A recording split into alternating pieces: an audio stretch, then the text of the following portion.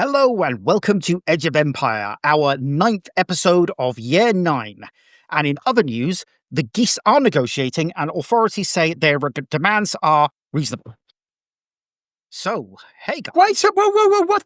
Still, What the heck are you talking about, you utter lunatic? still no elaboration on this whatsoever. No context. I'm here for the whole show for a change. There is no context, there is no elaboration. Their demands are reasonable. Fair enough. Anyway, Good to joining know. me tonight, I'm Michael. How do you negotiate with a goose? I mean, is it singularly or a gaggle? What's the plural? Have you for ever a tried goose? to even speak Flop? to a goose? They're fucking evil. They are They are evil. proper They are evil. absolutely evil. They are. They use them as guard dogs because they're that good at it. Yeah. It is a group of geese. It's called a gaggle. I didn't actually know that. Wow. There you go.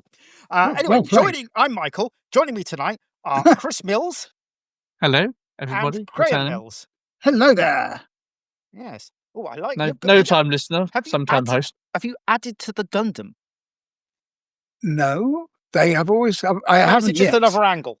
It might be a different angle my camera is at. Yes, but Yeah, there okay, are cool. 3. I have 2 more to build, which I'm going to start very soon. Okay, fair enough. Okay, tonight what we're doing is we're taking a look at new releases. We're going to talk about what we've been up to. We've got a bit of a look at the State of the Union, as usual, and we're doing a list challenge. We kind of put it out there to people, and the people demanded Custodes. So, Yes, they did. yes, Right. there was some upset of that. I think Chris is going to get very, very red. I'm going to have to do a lot of I colour don't think I'm- adjustment in this post-production. I think I'm going to get very red, but as those who follow us on Facebook will have noticed, I did get this out today Mm. because I thought For those of you following along in black and white, that isn't anything untoward. That is the beautiful Horus Heresy Book 7, otherwise known as Inferno, which is by far the contains most broken best, rule set known the to man. best set of rules ever written for an army. In I have thoughts of that, last but I'll 30 years. save it for the Custodes bit. Right, what we're going to do now is we're going to go take a look at the new releases. So this is going to be fun because there's some interesting ones.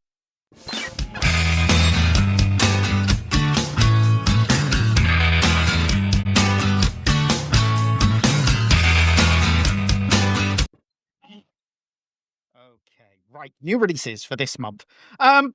We haven't got a massive amount for our game, which is It didn't feel like that when I was putting these bloody images together. I'll be honest with you. yeah, I guess it's just one of those things, isn't it? Just one of those things. Uh, It's your honourable mention sections, Mr. B, that are the that- always. Yeah. So come on, what have we got? Okay, we're starting out. We've got combat forces, Legion Imperialis combat forces. There's 3 of these, Right. one for the Solar Auxilia. To be fair, these are pretty good starter armies. If you wanted to start any of the forces, this is a good place to start. They are £105 or £89.25 from our friends at Element Games. The first one being basically you get essentially the 2 infantry starter boxes. So you've got there's 2 there's 2 sort of 30-odd pound starter boxes that exist. I'm just trying to think what they're called again. They're the I'm looking it up here, but there's 2 basic starter boxes, and then they've thrown in Dracozans, 3 of them, 8 Lehman Russes, and 2 Baneblades. So it's a decent I saving. love the idea of just throwing in 8 Oh Lehman yeah, Russes. you just throw in The amount Baneblades. of times I've wanted to throw in 8 Lehman Russes into anything. Yeah. It's fantastic. I mean, Legion Imperialis is quite a cool game. It's the support box and the where is it? Auxilia infantry box plus a box of Lehman Russes. So that's 90 quid all there already. I think it's half a box of Dracozans, which is 15 quid. And then Lehman Russes there. Sorry, not So Lehman Russes. Have they redone all the rules or something? They've done new Yes. cards and things, haven't New they? books, new cards. I don't know what the actual impact on the game is though, so Okay. I don't know what because I don't play it yet. But I have bought No. the box. I did buy the starter set this month. Okay, so we also have Legion to start. Legion is to start each one again. It's the same thing. Both infantry boxes, the support box. You get 4 Sicarans, 4 Kratoses, and is it 5 Rhinos?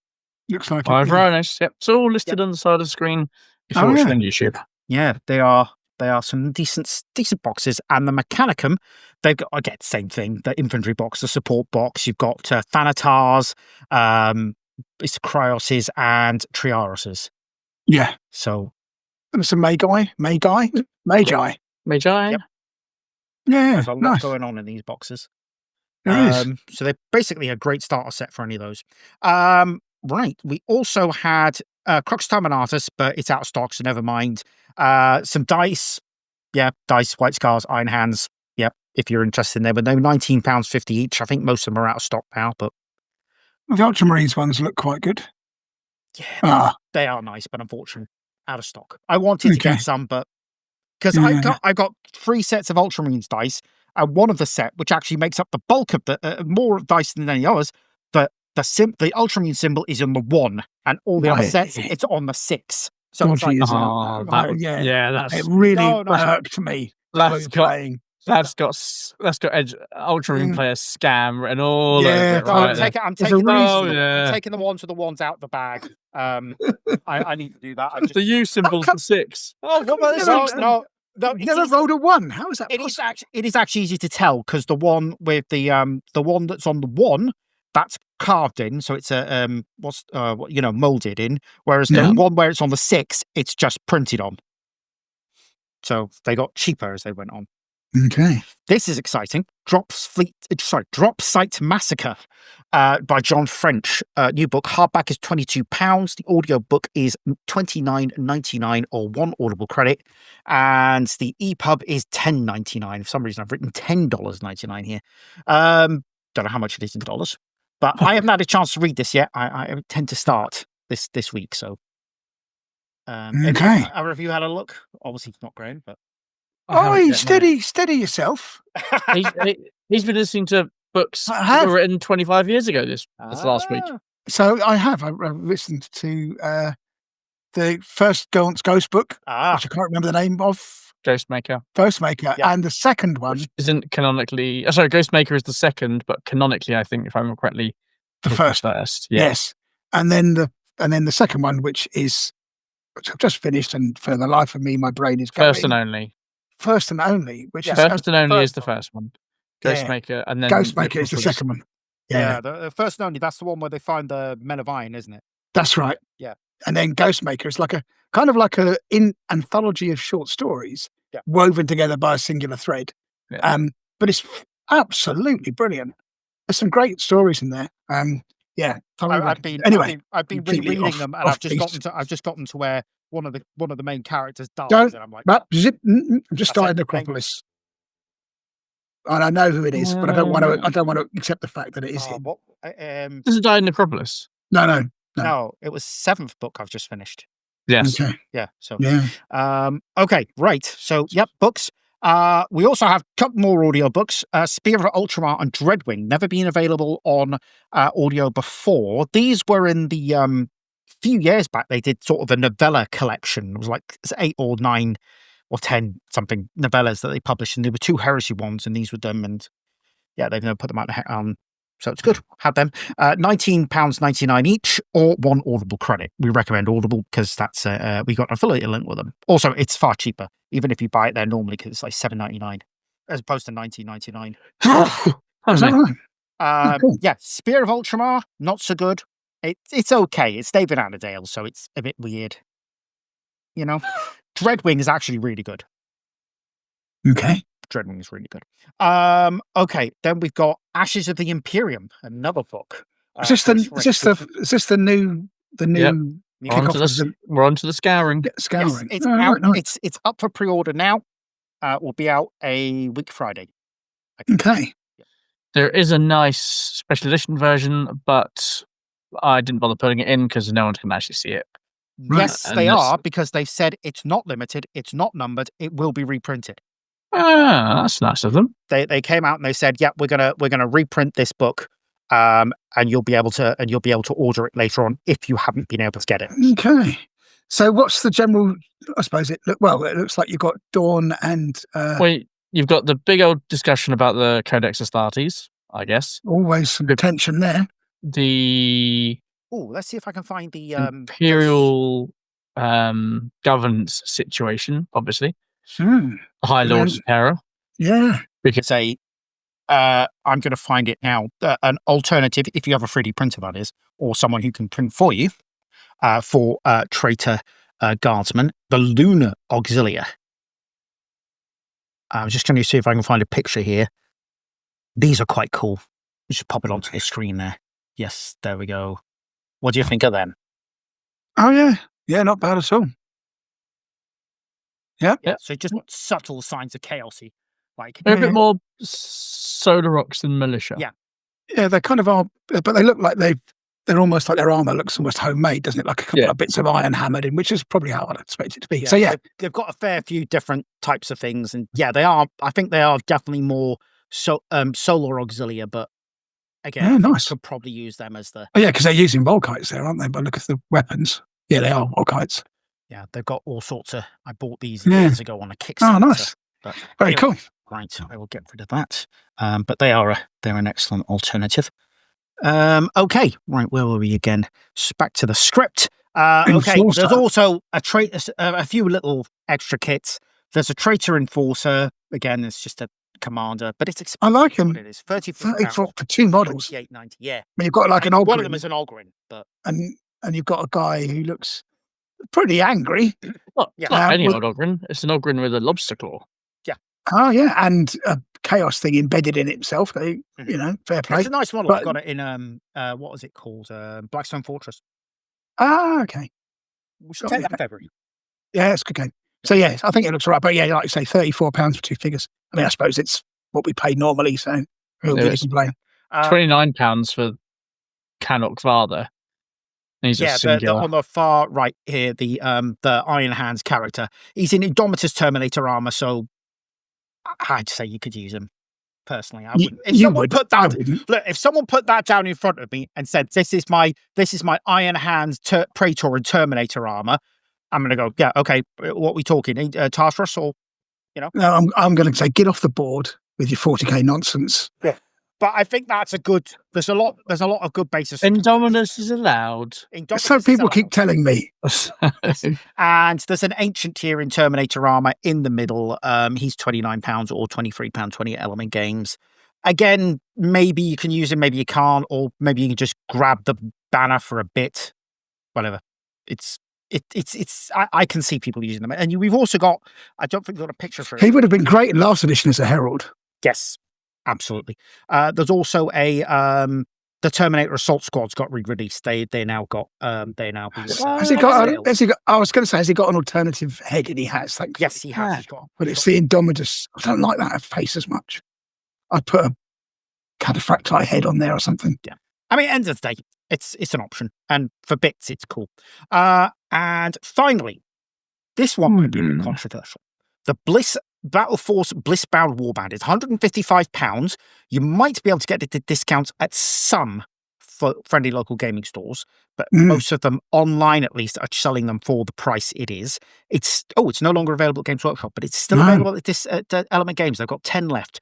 I think this is a bit of a weird one to sell for 40k myself, but for 30k, you've got Cacophony, you've got some power. Who could you put? Veterans with power weapons, and you've got a Fulgrim Ascended. How much is Fulgrim Ascended on his own? I'm sure he's not cheap. He's nearly £200, isn't he? Is he? So that's a bargain. Something like that. As I said, I personally think that this model is great. I think so. If you want him as a play piece, I know he is on a slightly. I think he's on a bigger base. I'm just going to try and see. So Fulgrim Ascended, this one, he's on a. Where's the base size? 130 mil base. Yeah. And Fulgrim Transcended is on. There's 3 Fulgrim models now. That's just absolute nuts. He is on 100mm round base. So you could use him if you were feeling particularly salacious as a Demons of the Ruinstorm chappy, because I think the HQ choice for him is 100mm. Yeah. Because they specify again. Again, this is me speaking. I'm not speaking on part of the show, but for me, if someone puts that down and this is my Fulgrim Ascended, yeah. I'm never going to moan about that. Never going to moan about it because I would not expect someone to bring. I mean, I've don't really get played. too. I mean, I think as long as your base is bigger, then I'm okay with it. I think when people are putting stuff on smaller bases, it's probably worse. I think modelling for advantage. I think in 40k, a smaller base is worse because of what's the word? Aura effects. Right. Okay. So I think if he's got any aura effects, but I just say I wouldn't care. It wouldn't bother me in the in the Ruinstorm list. They do specify again the base sizes like they did last time round. So cool. You've got some. Check the demons out. To be fair, if you are only buying this for 40k, for 30k, I don't think you might get away with putting on a 100 mil base. I wouldn't. I'll just leave them as is. I mean, nobody's going to care. I wouldn't. Seriously. Wow, cool model, bro. Yeah, exactly. Yeah, I can still get my big boys in my list, so that's good. I prefer him to the other one, to be honest with you, if I'm honest. Okay, and that's pretty much the new releases. Yeah, I do. I think he's much better than the Transfigured one. The Transfigured one is absolutely beautiful. Just too slim. Really nice. I think he looks much more. Like having played him, I wouldn't like to be. I wouldn't like to be carrying that around. I'm just going to pop the new Assault Terminators on the screen quickly, just so you can take a look. Yeah, I think I got lost in the mix when I did it. It is, but there we've got new Assault Terminators. They've just upscaled them a bit. Wasn't the Battle Force quite a good deal, if I remember rightly? 155, and I think you got like 20 Terminators or something, plus a chaplain, a captain, and it wasn't bad. A normal squad of Terminators. But obviously you can use these in game. Indominus in the legacies, whatever. All right. Well, I suppose we're waiting. Yeah. Okay, go for it. Okay, so what we'll do is we'll move on and talk about what we've been up to. Yes. Press the button to view the transition.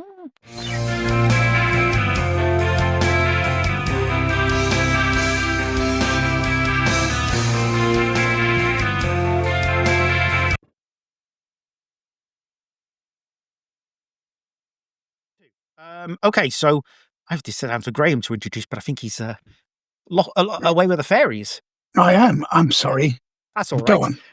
Do you want to start with what you've been modelling? Because I've been talking for a while. So yes, absolutely. So not a lot really. Actually, my pace of development has slowed down drastically, rather depressingly.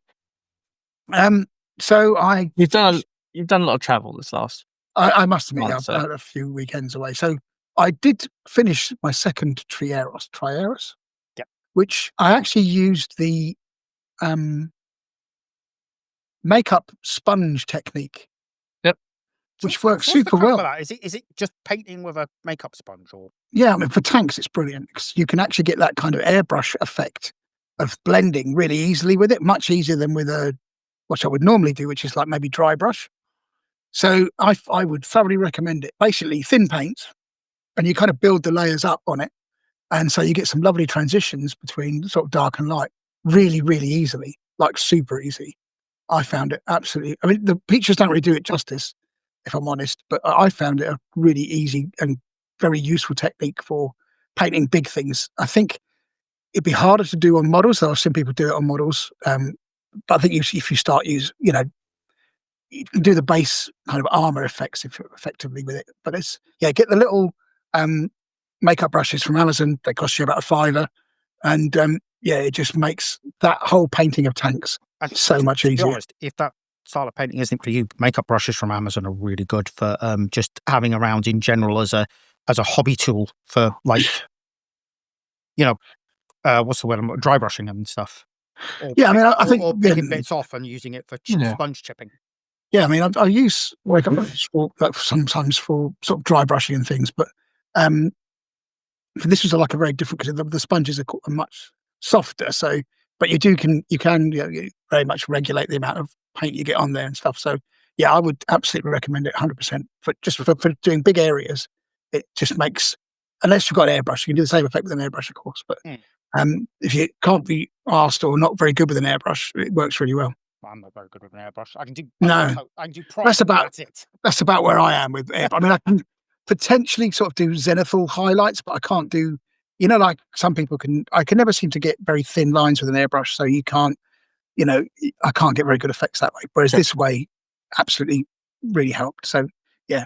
The other thing that I did do, so my next army to do is going to be the Iron Warriors. So I thought I'd do a test model for that.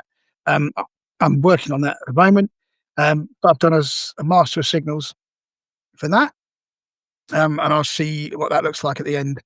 If I want to carry on with the Iron Warriors or I'll pivot onto another army. Because the problem is it's quite difficult to get any differentiation with silver because it's all silver. I dry brushed mine. Yeah, that's what I've tried as well. Lots of washes with non-oil contrast. Oh, you used contrast. Did you? What did you use? I used a bit of Rattling Grime and Garagax Sewer. Okay, gotcha. Yeah, just fun. Okay, I just used non-oil and I mixed some sort of non-oil with some. I'll send you a video from Pete the Wargamer. He did a very his technique is sort of what I ended up copying and adopting as my technique with a few little changes. Okay. Myself, I did 6 little things here. I did mostly Solar Auxilia. I did a Drakazan and a Arva Slighter because I need to get more transport options, but I need troops to fill them. That's kind of the problem now. But the Drakazan... It's better to be that way around. It's better to have the troops and not the vehicles. So yeah, I did the vehicles first. I don't know why. Because I like painting the vehicles. But the Drakazan, now that you don't have the Demolisher taking away 10 spaces. That's so much handy. Gotcha. Because it used to reduce your capacity from 22 to 10. And now it doesn't affect the capacity at all. And obviously, hunter-killer missiles, they are now much better. Yeah.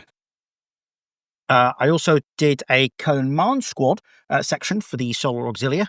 6 models there, because it's a weird thing. You get 5 models in the pack, and it's a 5-model pack. But you literally have the parts and the instructions to build a 6th model, just no base for it. Okay. It's a bit of a weird one. Yeah. Okay. Very peculiar. Yeah, they need to make up their mind there. You basically get a base and you can have a 6th figure for free, kind of. Basically. Nice. I think in the pack it was sort of like, this is a Legate Marshal, but the Legate Marshal doesn't have his own individual model anymore, so... Got it.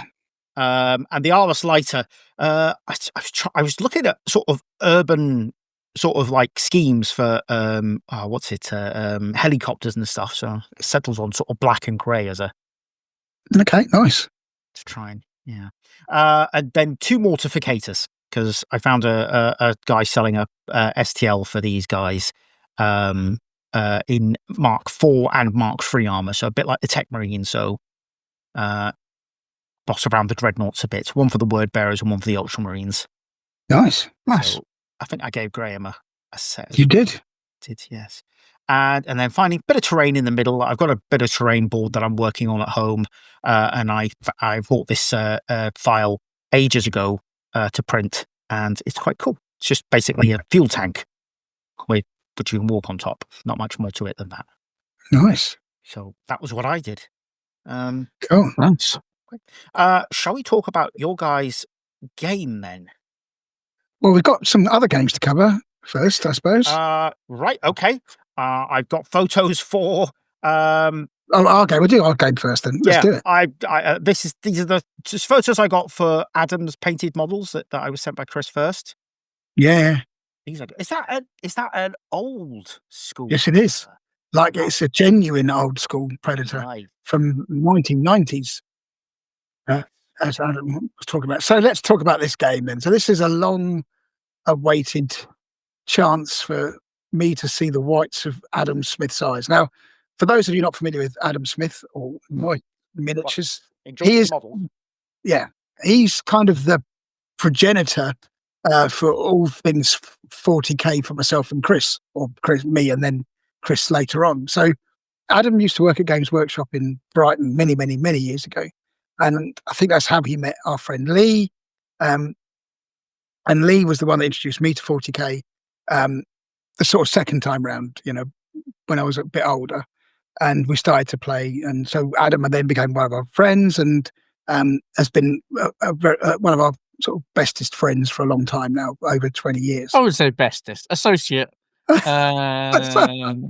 Colleague.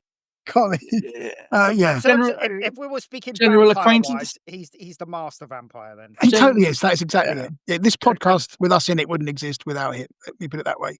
So we always hold him in a little bit of, bit of reverence. And he's the one who taught me things like never ever play with an unpainted army, and you have to make sure that whatever's on the model is what's in the rules.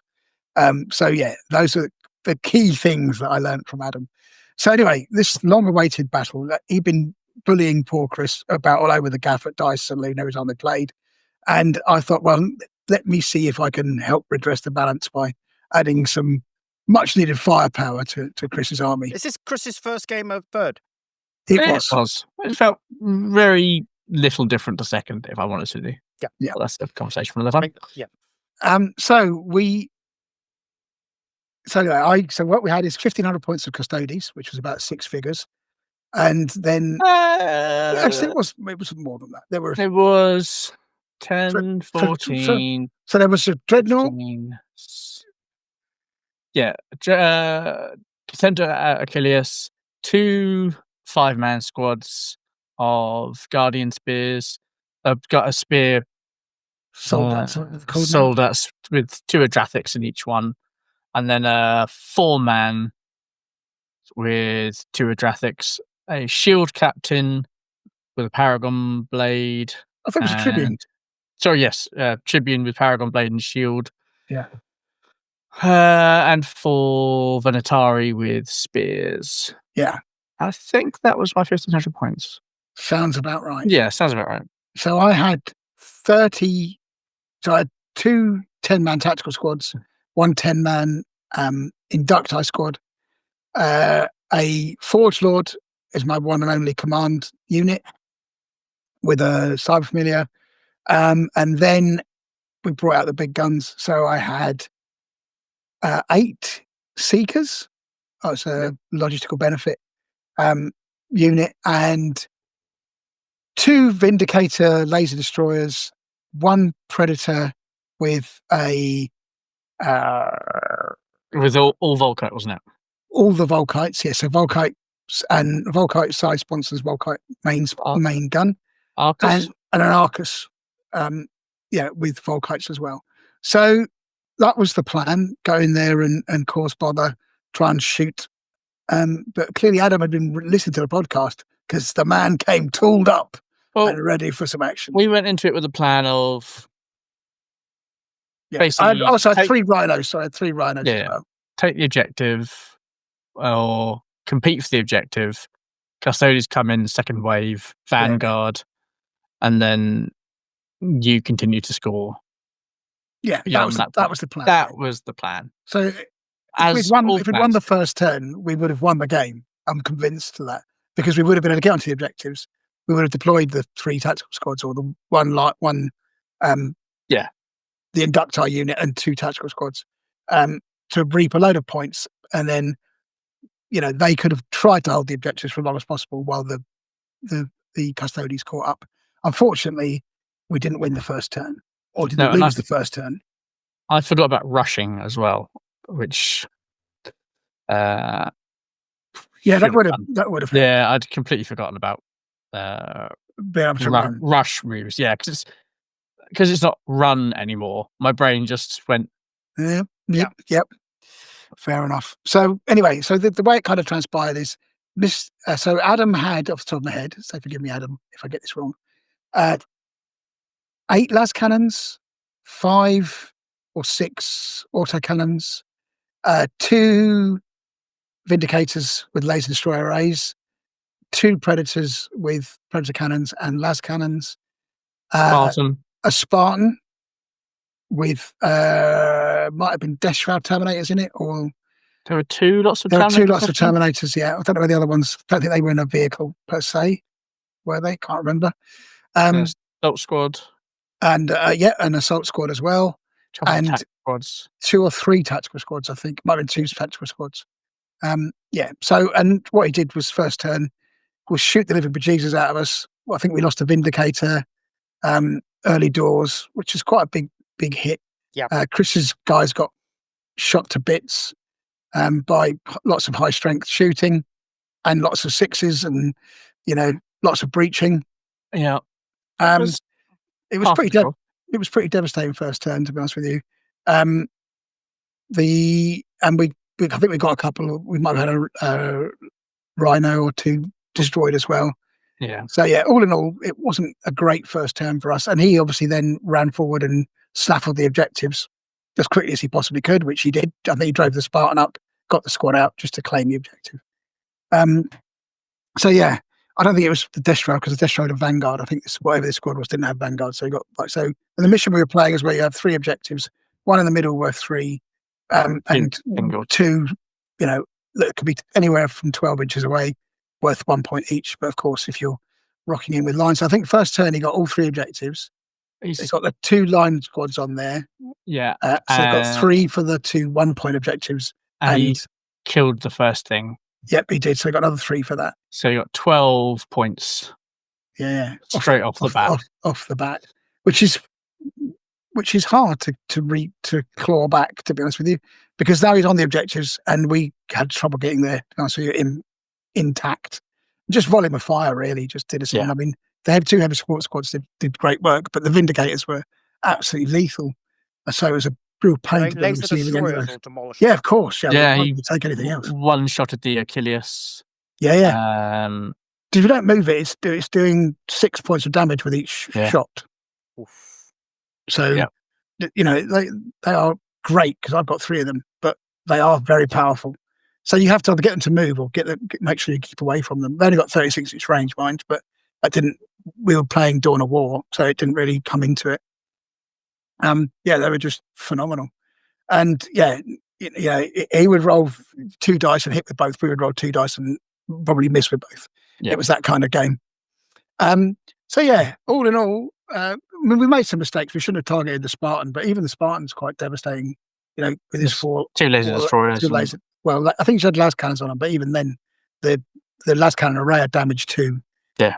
By default, so they're kicking out a fair bit. But we probably made a mistake of shooting that rather than shooting the Vindicators. But I think we everything that could have gone wrong kind of could go wrong, and the problem we had was we're both playing 1,500 points, so we're not really bringing enough of the things that make our armies useful, if that makes sense. That's a problem at low point ends. You can't take it up, but if obviously he's got the option to take the nice stuff. And to be fair, great deployment by him. Knew what he was doing.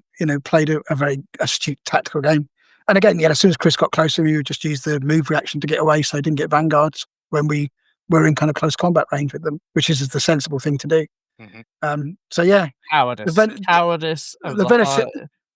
Venatari, I think we were kind of hoping for a bit more from them, but they died pretty quickly as well.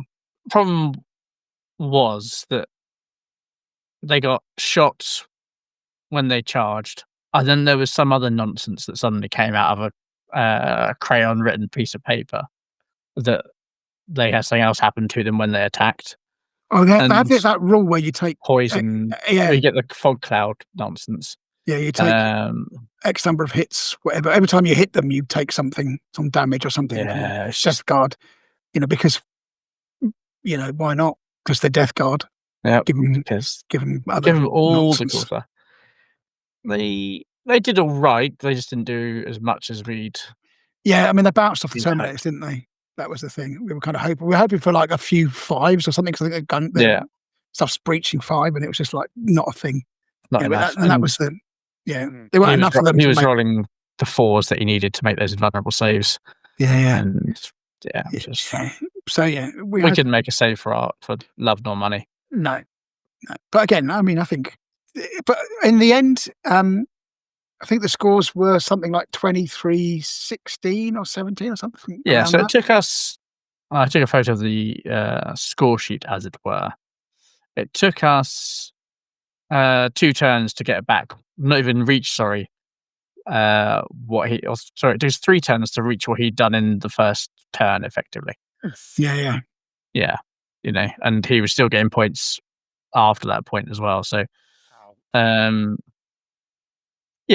was, we had a good fun time, but it was end of turn 2. It was like, okay, this is not going well. This is done. So let's try and recoup what we can. And my guys did what they do when they get into combat against Astartes, which is generally chop them down. He had a lot less left at the end than I thought he was going to have. It was just the vehicles really that were left. Yeah, I mean, I think we both had 8 units left each, and I think we only did 3 turns, bear in mind. I think if we'd gone for a 4th turn, we might have got the 3 points for that, because it was 3 points for Last Man Standing. We got Slay the Warlord, and we got, I think we got the first strike as well. So, we got a few points in the secondaries, but not enough to compensate for, 2 rounds of sitting on the objectives and getting maximum points for them. So, yeah, you're right. We kind of bounced off. Well, there are things that we should have statistically probably won that we didn't, and that was kind of knacked us. Yeah, well, we go away, we lick our wounds, and we think, what can we add into the Lord of War section to correct this in the future? Trouble is, even if you brought Fellblade, those Vindicators would kill it in 1 turn. Oh, Fellblades! It's got 18 hull points, I think. Yeah, it's 3 hits from a Vindicator. So, just to be warned, they can absolutely murderize you. So yes, but I think other than that, it was a very good fun game, as always. It was great. I mean, we were playing Sid as well, so it's Adam and Sid, who are both friends of ours for many years. We used to LARP with them and do D&D and stuff, so it was really good. And the dice, I like the dice saloon. It's really nice venue. Yeah. I thoroughly recommend it if you're in the South Coast. It's really nice. Once it gets warmer in there, it's nice. There was the first hour or so in there was a bit nippy. Yeah, but they got like tea and coffee and cakes and sandwiches and homemade stuff there, which is nice. And the shop, very much like Element Games, in that regard. Very similar. Yeah, but it was pretty busy. The shop is sort of the front of house, and the main, it's sort of almost like an add-on, even though it's not, because all the space is lent over to the gaming environment. Yeah, because they do a lot of Magic Gathering and Pokemon. They have like a sort of card area at the sort of back of it, with many seats and stuff. So I mean, I think it's really good operation, and a really nice, really good venue to play it. So yes, we shall have our revenge one day. I am sure. I might want to take Mr. Smith on in a 3K game just to see, but of course when we go away in February, he's not allowed to play you, Mr. B. Ah, right. I see. Because otherwise he'll be like Mark Frost and have done the Grand Slam. All right, so I have to join. So I have to be on his side. Whatever you do, you have to be on his side. Yes, absolutely, because we can't have that. There can be only one Mark Frost in this universe. There can't be 2. Well, he didn't beat you in singles, which is I suppose I could argue the toss there because we have no luck as doubles, as we proved when we went to the event in Essex. Doubles and singles is hard though. No, it wasn't Essex. It was Warhammer World. Yeah. Oh, right. Yeah. Same result. Yep. But so there you go. It is hard. It's hard to do singles versus a doubles. I think so. I don't think the advantage is with the 2 people. I think it's definitely with the 1 person. Yeah, especially if you're taking 2 separate. If you were taking the same force org chart.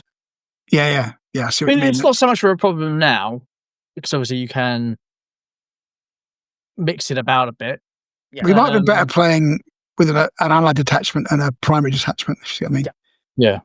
But great tools, because unfortunately, as we will find out a bit later, I think Custodes are better suited right now to allied detachments. So that was that game. Yeah. I also had a game against Dean's Thousand Sons, which was. Do I have photos for this? No, because no one tells me these things until. Yeah. Anyway, you got some photos for that. Yeah, it's your game. But anyway, I played Dean as well. Those Thousand Sons are buggers. The ones you want to watch out for are the Seekers, because they get that weird, whatever it is. Yeah, these are pictures of me facing him, so it's they get that weird Pavoni or whatever it is thing, which basically means their guns are rending. So they're 6+. So rolling on any 6s are rending at that point, doing 2 damage each, because obviously the rending gives you an extra point of damage, as well as auto wounding you. So it's just going to murderize stuff, which is exactly what happened. That is a very powerful thing, I think, and one that I will not ignore in the future. I will absolutely kill those Seekers first thing. They are things that you have to target because they are absolutely lethal. Okay, I saw this question asked the other day. I was talking about it at Hartlepool Gamers with someone. I think it was Russell, and we were sort of discussing. And we're saying, you know what? Actually, in this third edition, I don't think there's at this time a single unit that is absolute top tier, other than Seekers. I think Seekers have taken, whilst they're not as powerful as some units were in second edition, because that had a lot of imbalance. They are very, very good in this edition. Yeah, I mean, hitting on 2s as well, because they got still 5. They're super powerful. I think Seekers are top tier. I think Master Signals is another one that's top tier now, because because of the change of the thing. I have already seen people on the event organizing thing talking about limiting Seekers. Yeah, I saw somebody also limiting not Space Marine, Custodes Tribunes. I was like, which is just stupid, because why? That's one of the most moronic things I have seen. I've seen that same thing. It's silly. I mean, how could you take more than 2 anyway? I don't quite know, but I'm sure there was. Because you can do it. You take the Tribune is a high command choice, but you can take the prime benefit to make the second one, and that's literally the only way and that is you can get 2, and that's it. There's no need to limit it, because you are limited to 2. How could you get 3? You can't. Anyway, somebody must have done, because they said you can only have 2. So there must be some weird reading of the rule that maybe, I don't know. Anyway, maybe I read it wrong. You can't take 2 Crusade detachments, right? No, you can't. The Allied detachment doesn't have a high command. But even then, with the Allied detachment, you can take the prime benefit to force someone to be a high command, but that has to be a different faction to your Crusade detachment. So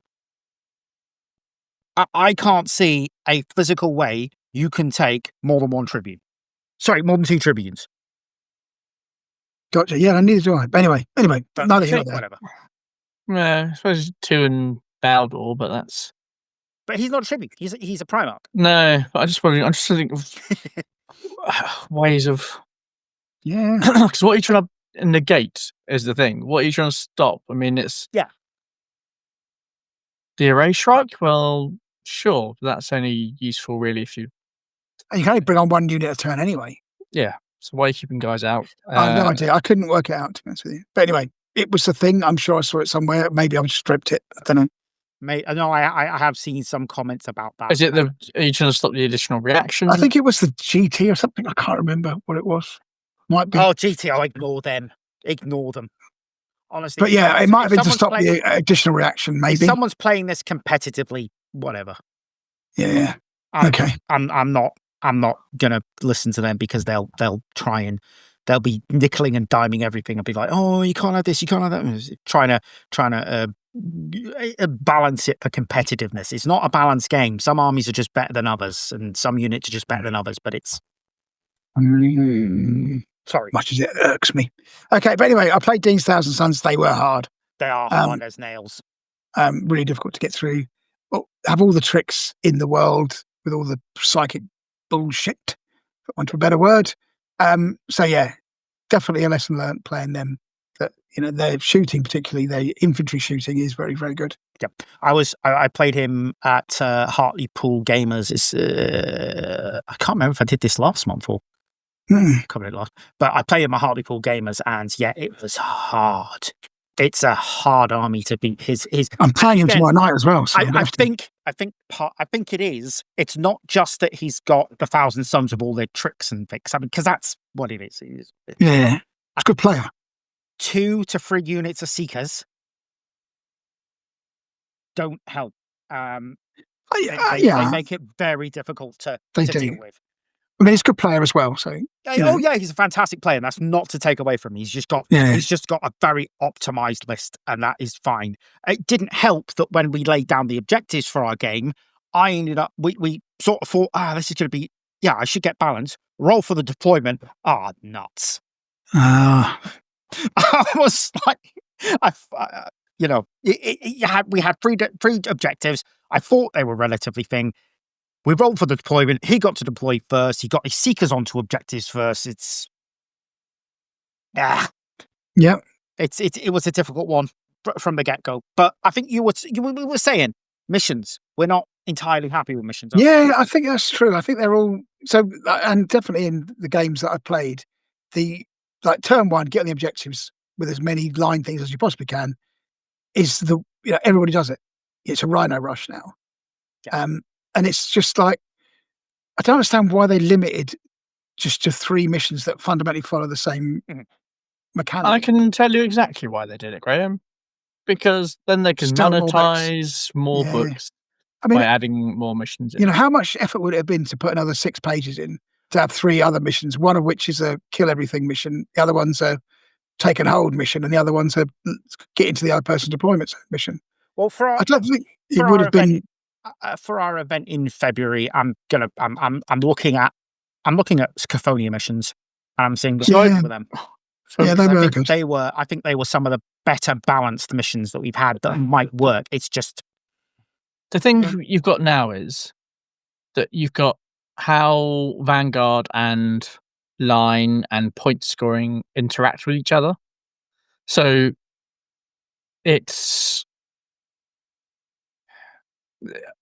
you've got to have some objective based elements to it, because otherwise Vanguard armies aren't really going to have a way of scoring, if that makes sense. Yeah, I get your point. Yeah. Yeah. Oh, yeah. It's just... but then, I mean, I would argue that Vanguard armies, I mean, you could possibly house rule it and, put something in if you were doing an event, for example, which is, Vanguard armies, if they kill a unit, they get the Vanguard score for killing the unit or something like that. But then equally, that would probably make them too powerful. So you could just have honours even and just say, well, actually, the line units aren't scoring anything either.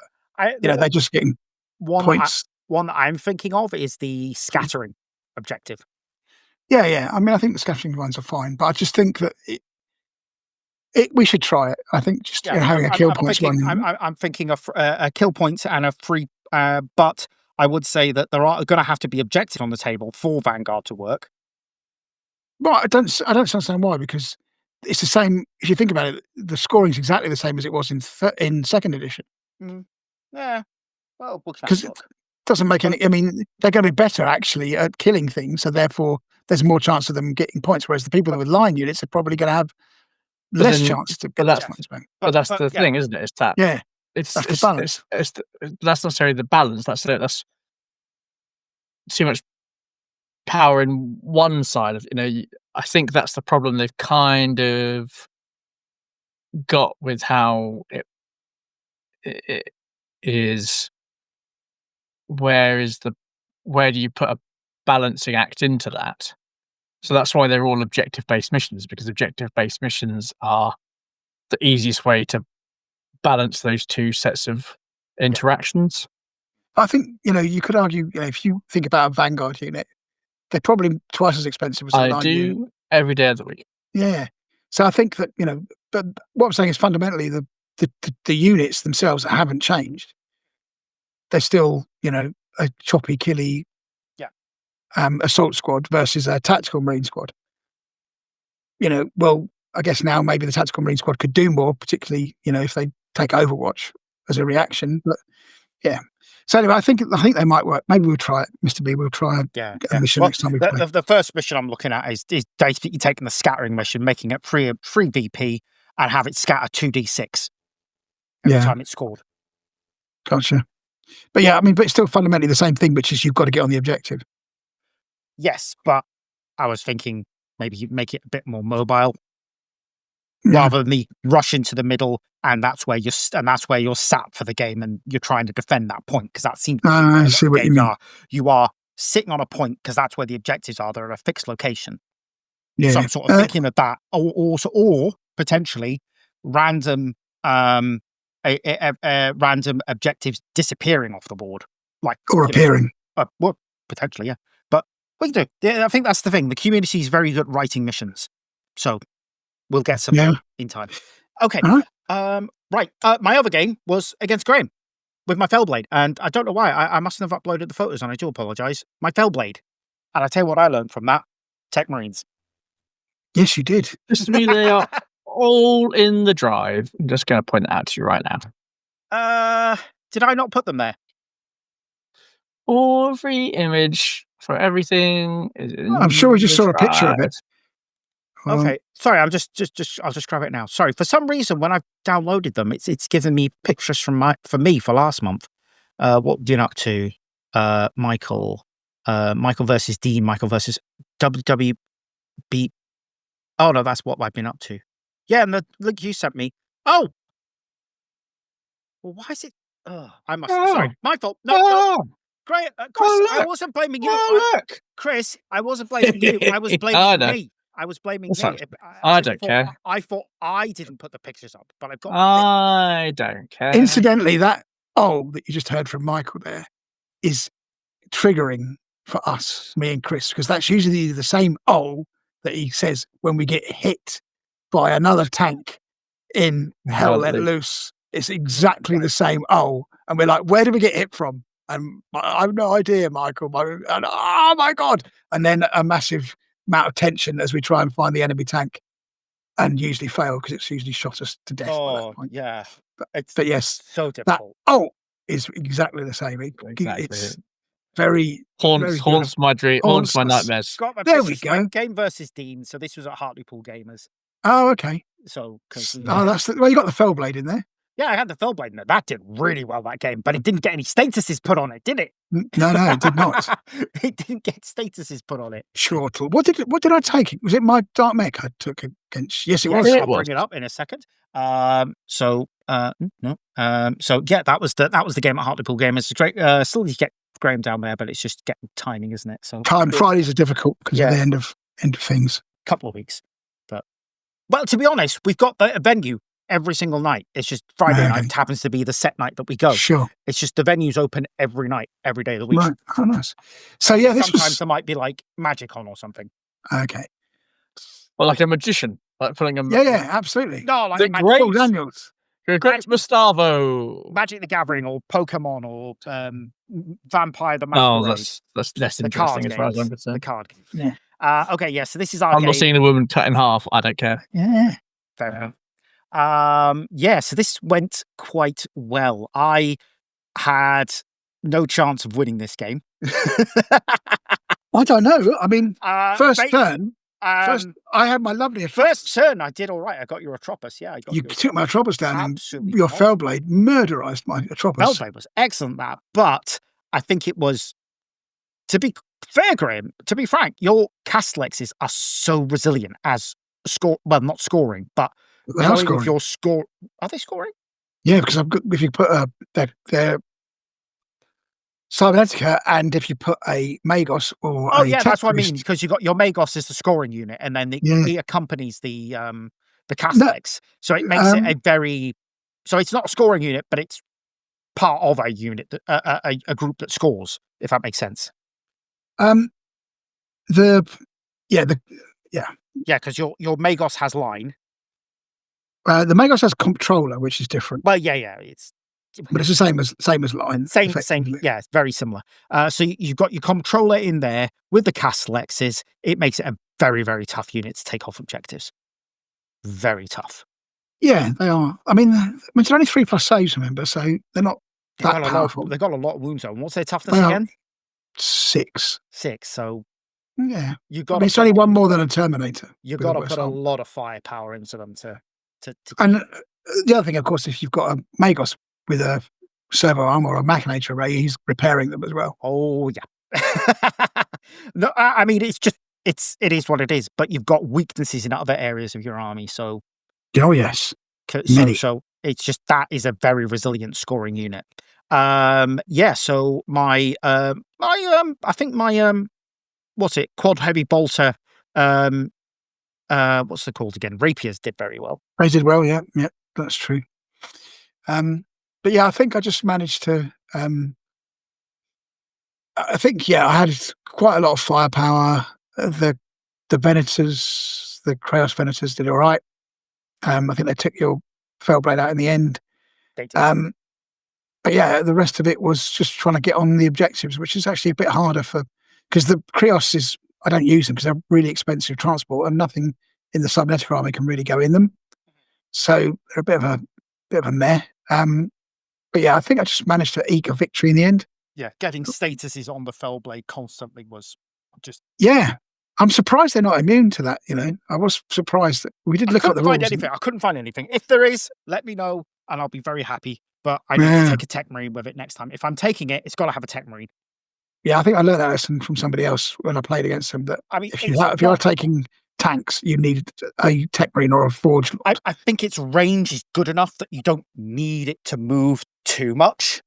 Yeah, I'm always bamboozled why you move your tanks the way you do, because you moved the Fellblade right next to the Atropos when the range of that gun is 120 inches. So it's like you're just... I need to get from the next table. I needed to move it into a firing position because where it was, it couldn't shoot it. Yeah, but I wouldn't have moved it forward. I think you didn't have to necessarily do that. But anyway, just a word of advice. You sort of corn berserker your tanks sometimes. I've got to be better. I've got to be better with tanks. As I said, my plan is the Ultramarines add, but I want to mostly do Solar Auxilia in this edition. It's just I need more troops for my Solar Auxilia first because 40 las riflemen is just not going to do it. No, not really going to cut the mustard, is it? No, I need another 20 at least. And but anyway, so that was my games. Sorry, Chris, I wasn't blaming you for saying I was blaming me for saying I mustn't have put the pictures in the folder. Mr. Me, it's not a problem whatsoever. Don't worry. All right, so I'm not going to talk to you for the rest of the day. So that's brilliant. So any plans for next month to do stuff? Nope. Actually, that's not true. I think I'm going to start putting together... Well, no, actually, I know what I am going to do. I've got 2 Artilacs for my Dark Mechanicum. So I've had a look at their rules, and they look pretty good. And so I think I can do like a very... like almost all automata army. So all Cybernetica. So I've got 2 Artilacs to build and paint to add to my army, because I think they'll be a good addition, because they go in the support type, not the heavy type. Yeah. So I'm going to add those into the mixer. And I've got 2 Castellax, 2 more Castellax, the old Forge ones, which I bought from Andrew, which I'm going to paint as well. So that's my plan. Is very Castellax heavy army. Castellaxes and their derivatives is going to be my way forward for them. I'm going to be finishing off these, what they are now veteran breaches, because they've got haircuts that I printed ages ago, and I was like, oh, well, I can't take them now. And then the legacies came out, and I was like, yay, I can't take them. Cool. And on a side note, I'm going to paint that Stug 3 you bought me. Oh, yeah. Oh, very nice. Yeah. Got a lot of comments about bolt action in the these days. People like, bolt action. So it's like, we're not doing a bolt action podcast yet, but enough of those. But yes, cool. Right. How are you getting on with your British? I haven't even put them together. Fair enough. How many boxes? I'm going to... I got the big box set. Yeah. And I've got 2 Fireflies and a Churchill. And there's a Churchill in the big British box set. Yeah. All the tanks. Is Chris going to do some bolt action at some point? I have a couple of tanks kicking around that I bought as a emotional support purchase a while ago. So, so they'll get... I've lost my good snips, and it's a real pain in the ass. I've got some really chunky ones that don't cut close to the... I would recommend that I either get a cheap pair or get some I got some good ones from Temu. Well, I've got some the GW ones kicking around somewhere. I just cannot believe the metal ones or the... I have got... they're nice metal ones. They were really nice. They stopped doing them. Yeah. They've taken the pointy end off, and they've sort of squared it off. I've got a pair of God Hand snips. Oh yeah. Which, but I use them exclusively for my Shrine of Gundam. Yeah, Gundam. I think they've got various different ones because, like, there's ones that are good for hard plastic, and there's ones that are absolutely terrible for the hard GW plastic. Yeah. So I because they're so expensive. I mean, I could never imagine I would ever buy them, but I did. And I don't know why. I get mine from TT Combat, and yeah, I mean, I get even cheaper ones than that. Actually, I think I've got a pair here. So this is what I used to use, which I think they're on Amazon. Rolson snips. There we go. They got quite a nice angle. Yeah, see, they're good. That's what I need. But they're about £6. The ones I'm currently using are perfectly wire fine. cuts. Yeah, they're not going to help you. And they're just trash. I hate them. I don't know which ones these ones are. Are these Cat Games Workshop ones? Because I've got tons of it. Oh, where is it? It's stuck in the drawer. Yeah, I'll send you a link to the Rolson specials because you can. Yeah. They don't last forever, but they last long enough. I've got tons of these cheap GW ones because that's what I was just showing. Every time you subscribe to one of the collections, you get sent a pair of these. I'm sad. I've collected all of them. So I suspect that should send Chris some. I suspect that my wife has used them when she's been doing her embroidery and has misplaced her scissors, and they may be in an embroidery box. See, now all I'm going to say is, if you dared use her fabric scissors, oh yeah, I got really in trouble. They'd be in my eye. Cutting up some, and the good one as well. Cardboard. We were sorting out the sewing room, which is at my friend Paul's house. It's sort of Megan's sewing room now. It used to belong to his wife before she passed away, and and there were so many pairs of scissors in there, and I was like, and I was just sorting them out, and there was a bit of paper, and I almost thought, I could just cut this paper. And I was like, I don't want to die. Let's not do that. There's sharp objects here. So anyway, I am going to try and do some models over the next month ahead of the start of February, because I was looking at Imperial Fist's Blood Angels list, and I was thinking, what's in my quote unquote odds and ends boxes? And actually, there's quite a lot of stuff in my odds and ends boxes, such as the Typhon, a Spartan, another Spartan that used to be built, and Cerberus. And the Kratos that I bought for the Thousand Suns is in there. So there's going to be some. Kratos is tasty. There's a repainting of things to make them Imperial Fisty. Very good. I think that's going to be there, because I want to have a good balanced Imperial Fist Blood Angels 3,000 point list for someone to play with while I play with 3,000 points of. Are you still going Custodes? Oh, of course I am. All right. It might be Custodes with the 650 point Imperial Fist super heavy kicking at the back line, but it'll certainly be. Certainly be taking the Custodes. All right. Should we take a look at the State of the Union? Let's do it. State of the Union.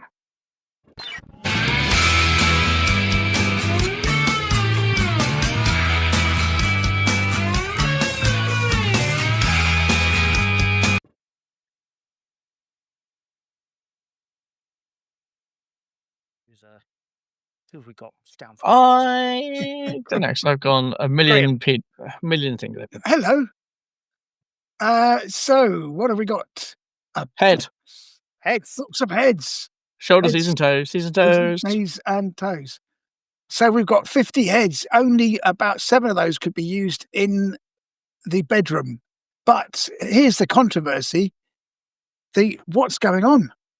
Is that? No, surely. They do look weirdly feminine in some of these, if I'm not mistaken. Yeah, I don't know. I do.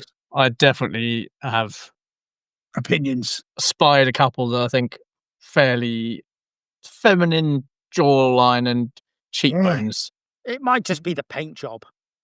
Okay. I mean, I'm all for it. Don't get me wrong. I'm not one of these. I don't care. We're not knocking heads. Oh my God, I can't possibly. But anyway, I think you could probably argue the case. But anyway, good faces. Some of them quite amusing if you look at them out of context. Particularly, like I say, with our usual game of guess the bedroom face and what was going on to make the face. So yes, particularly one guy. Somebody's somebody's experiencing something. First one down on the second row. So the first one across the second row. Yeah. They, to be gender neutral, are giving it some beans. That's all I'm saying. They totally are giving it putting a shift in. I think they are second row all the way in the far right. That's holy shit! Yeah, something's not gone wrong. That's like I wasn't expecting that. This is my friend Peggy. That's what he's thinking. Exactly. And on the same row, which is the most amusing ones, I think. 2, 4, 6, 7th one along. This is no good for anybody. If you're listening, if you're still an audio listener, it's an advert for our log on our to YouTube. Warhammer community website and look at the article and just go through them with us. And if you've got some suggestions, crop the image, send them on to us. I think that number 7 on the second row is definitely on the vinegar strokes, as they say. So, yes, they're the worst. I think the most sordid of the. Yeah. I think there's a good chunk of them you can use in Heresy. So. Oh yeah, Heresy. Yeah. Yeah, that's what we're talking about. Yeah. And some Terminator heads too for Indominus. Yeah. Very good. Has the 4th one in on the second row? It looks like he's got horn nubs. Oh yeah, that must be the way he's painted. Yeah. Yeah. Again, I don't know what it is, but GW are not the best at doing paint jobs for their own stuff. Okay. Anyway, there we go. It really does. Now they won't allow you to be famous for it. No, that's right. Oh, I can delete this because it's come out, so I can delete that, and we'll go straight on to Chris. Sure. Black Shields are here, and they got some new rules. So very broken. Yeah. Like really, really broken. Yeah. Like you can take an army of command units, like 37 or something, and just have them running around. I mean, who doesn't want that? I mean, that's the thing, isn't it? I mean, I think they are something for a longer discussion. Maybe a whole episode in a month's time. We'll look at these and they've given the Shattered Legions. They've given the Black Shield some choices that they can take. It's whether people, it's the whole what's it, Dr. Malcolm thing. Just because you never really thought you can do a thing doesn't mean you should take a thing. But people, if you can, people will, unfortunately. As Jurassic Park proved. Yeah. So yeah. Well, there's profit in it. Yeah, absolutely. So I think we'll do a whole episode on Black Shields at some point because they're quite an interesting army. We've also got a video interview of John French discussing the Drop Site Massacre book. I've not watched it. It's worth a watch, actually. Okay. French, he's a very interesting author. So, again, if you're interested in the books, it's definitely worth taking. I've heard very good things about Drop Site Massacre. All right, very good. But I think they got the timing wrong. I think they intended this to come out with Saturn IX. Would make sense. Yeah, because that book is the Drop Site Massacre, basically. Yeah. Okay. Okay. Right. This is a funny little thing we got. A Power Army compatibility chart. Now, I think for a lot of us, we knew this, but I suppose we've got new people coming in. I do see people coming into the thing saying, I'm not happy with the way 40k is going. I'm interested in playing the Heresy. This is Get out. Get out now. Just leave us be. Just leave us be, for God's sake. We've got nothing of interest for you. Nothing for you. Nothing for the likes of you. Your nonsense. Be gone. Go back to your L-shaped see-through terrain. Go back to your polystyrene. They're the people who don't like the C-shaped, the L-shaped terrain. Be gone. Okay. Nothing for you here. But yes, it's interesting, to see how the basically how cross-compatible the kits and upgrade kits are with each other. Oh yeah, nice. So there's not a lot. I suppose it's so you know that. Yeah, I suppose if you've got the. So there's Mark IV is like the ignored, the forgotten army, isn't it? So Mark. Why? No, tactical squads are okay. It's just the assault squads that can only take the melee weapons and. Where's Mark IV there? Mark 6. Oh, That's what I'm saying. Sorry, do apologise. Because Mark 4 doesn't work with any of this new stuff. That's what I'm saying. Mark 4 has been. Sorry, I got my Roman eyes and your mixed veins up in my. confused. Yeah, I was wrong way around a bit in the old noggin. Yeah, Roman numerals don't do well for dyslexia. So yeah.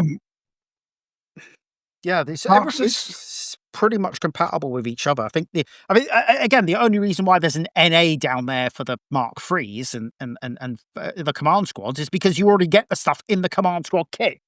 Yeah, which makes sense. They're not applicable. Yeah, because they're not saying that's cool attached to it, are they? The rest of the things that disintegrate the heavy weapons and special weapons is because literally in the rules you can't take those on those kits. So okay, makes perfect sense. Yeah, very good. But yeah, there's some really cool stuff going. I do like the Mark II assault squads. I do like. Yeah, I do as well. They're my favourite. Yeah, I do have a load of the old resin ones in the Blood Angels. Yeah, I've got I think I've got the Reaver assault squads are Mark II. Yeah, with those, they're really cool. Just Mark II, Mark III. That's all we needed. We didn't need anything else. I think Mark VI looks alright with a different head. To be honest with you. Yeah, Beakies can. Yeah. I mean, like the Mark VI command squad, I love the head on that Centurion or whatever. Looks brilliant. But yeah, not the beaky head. The same head on the Mark III command squad looks pretty good as well. Yeah, agreed. So good to know. But yeah, got a couple of them. I kind of like the idea of having a Mark II assault squad because they look so cool. But I'm just like, I can't figure out what I would use it in. What did we get in the Age of Darkness box set? Was that Mark II? Mark 6. Mark 6. Oh, no. Mark 6 in Age of Darkness. What's in a Saturn 9 is Mark II. Yeah. I've got loads of Mark 6 kicking about. Yeah, But again, I don't like the heads, so I have to make sure I buy the heads for them. Can't do beaky heads. Right. Okay. So that's fun.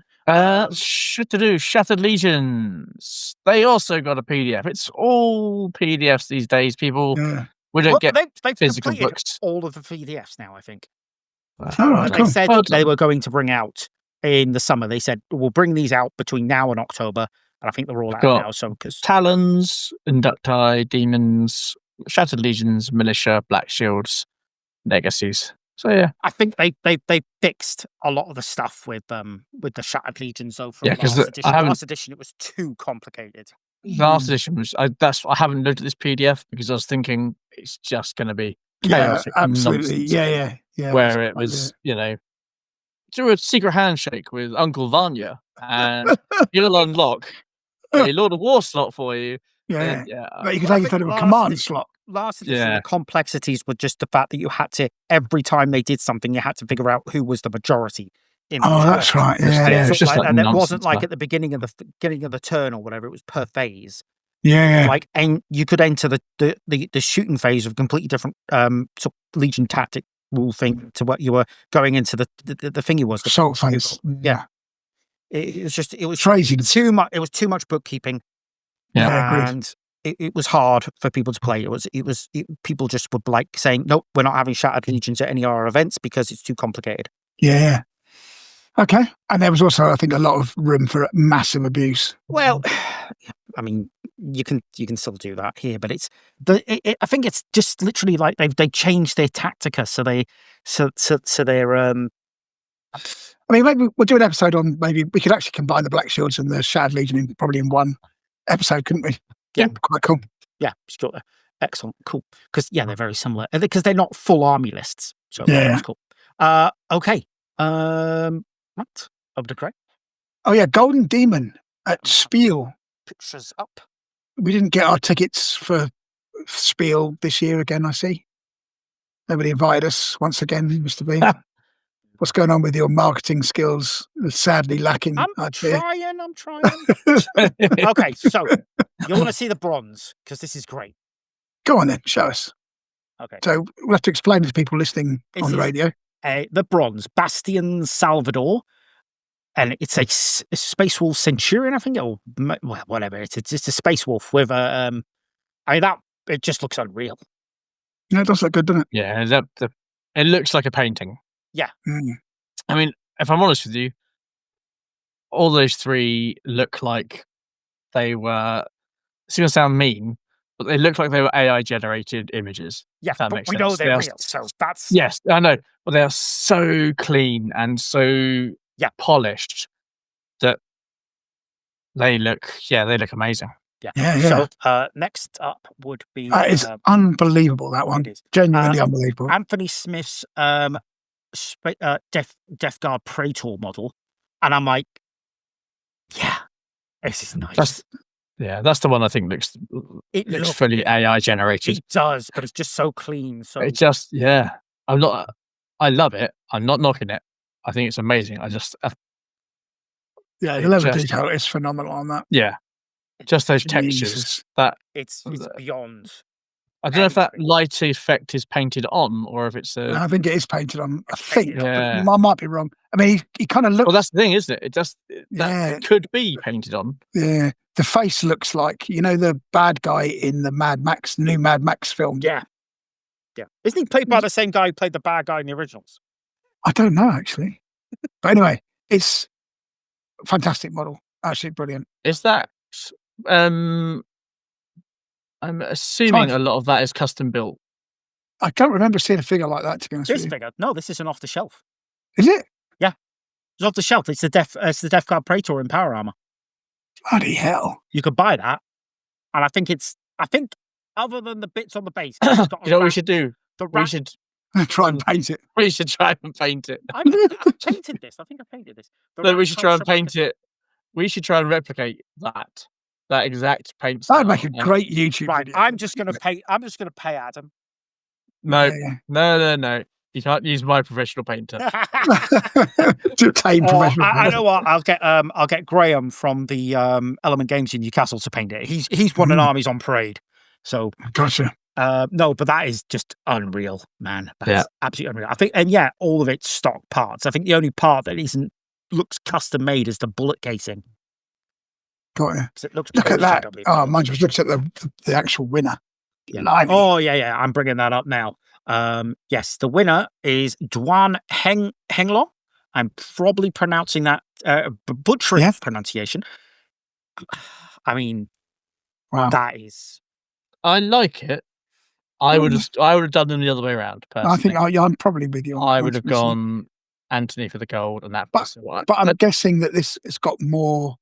So if you see what I mean, because the lines on are more beaten up, so it's a bit more weathered, and it looks like there's probably a lot more going on in that regard. Hazard stripe and things. I guess there's probably a bit. Yeah, there's probably a bit more to it. More depth. I'd love to know how he did the armor. That armor color is amazing. That's sort of very dark silver. It's like green or something. There's probably not even any silver on there. It's probably all non-metallic metals. Oh, it has to be done it. But yeah, fantastic. I reckon you could, with a very light continual dry brushing, with some iron, whatever the darkest silver you can get is. Iron Warriors. Yeah. Just it would take you a lot of time to do it, but I think you could probably get something not a million miles away.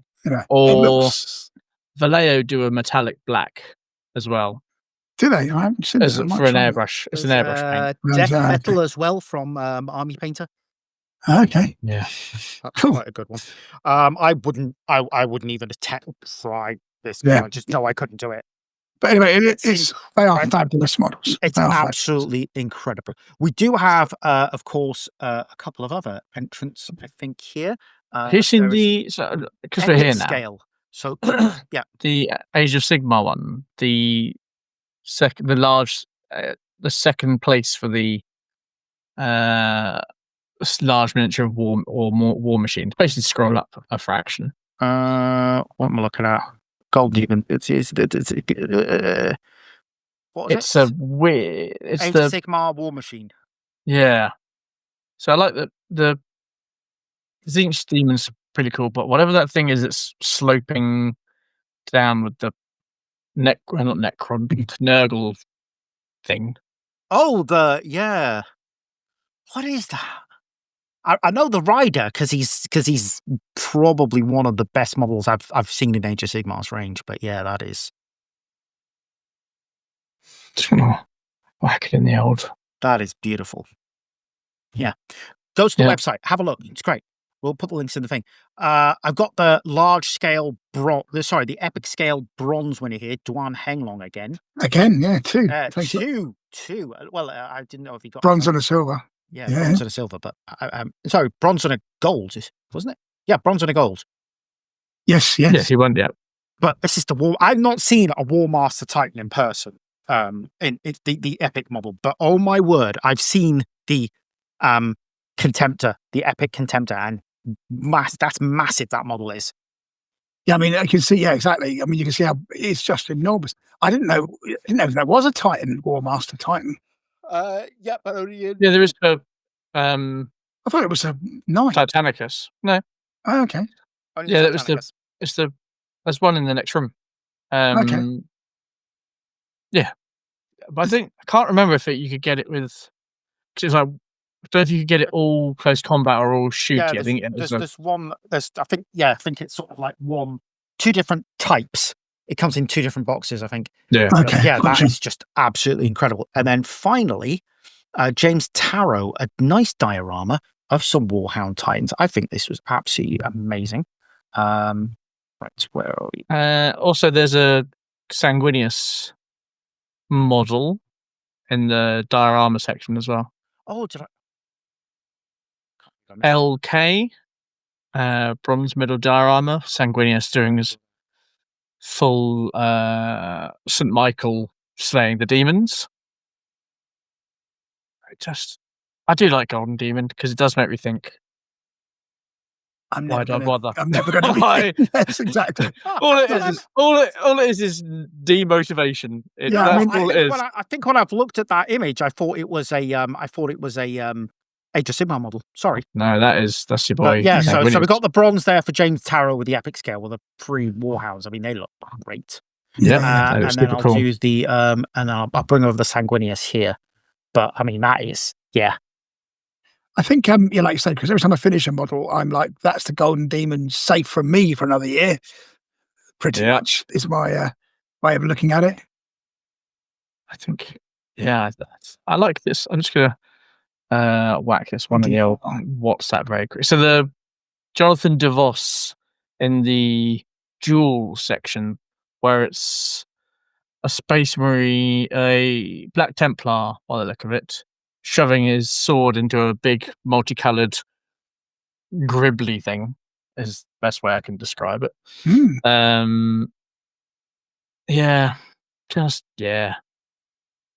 So many talented painters out there. Well done, everybody. Oh, they are. I hope they bring it back to the UK again. I like seeing these in person. Yeah. But that's a beast. That's a beast of Nurgle, Chris. Yeah. Just one of the old style ones. No, the newer style ones. Oh, there's new ones. Okay, cool. It's like plastic. It's just crazy big. Yeah, that jewel is cool, isn't it? Yeah. Nice. Those what are the Phoenix guys for the Eldar?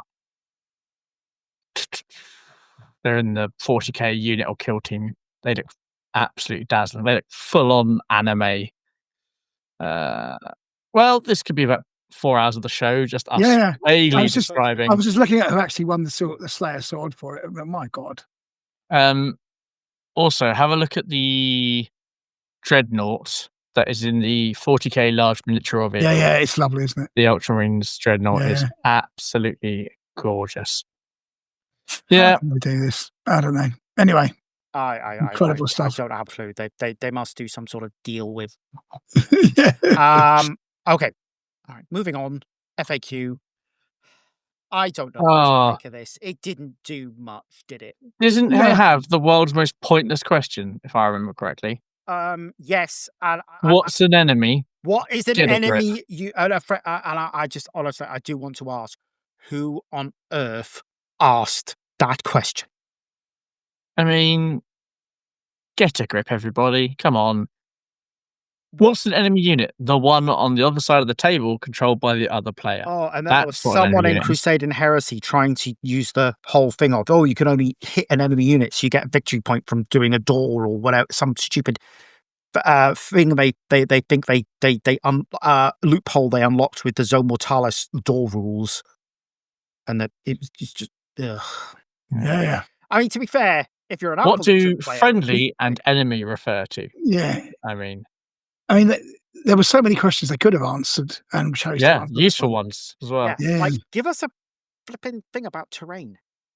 Yeah. But no, not a thing. A big sheet that just says, right, this is the problems with the terrain.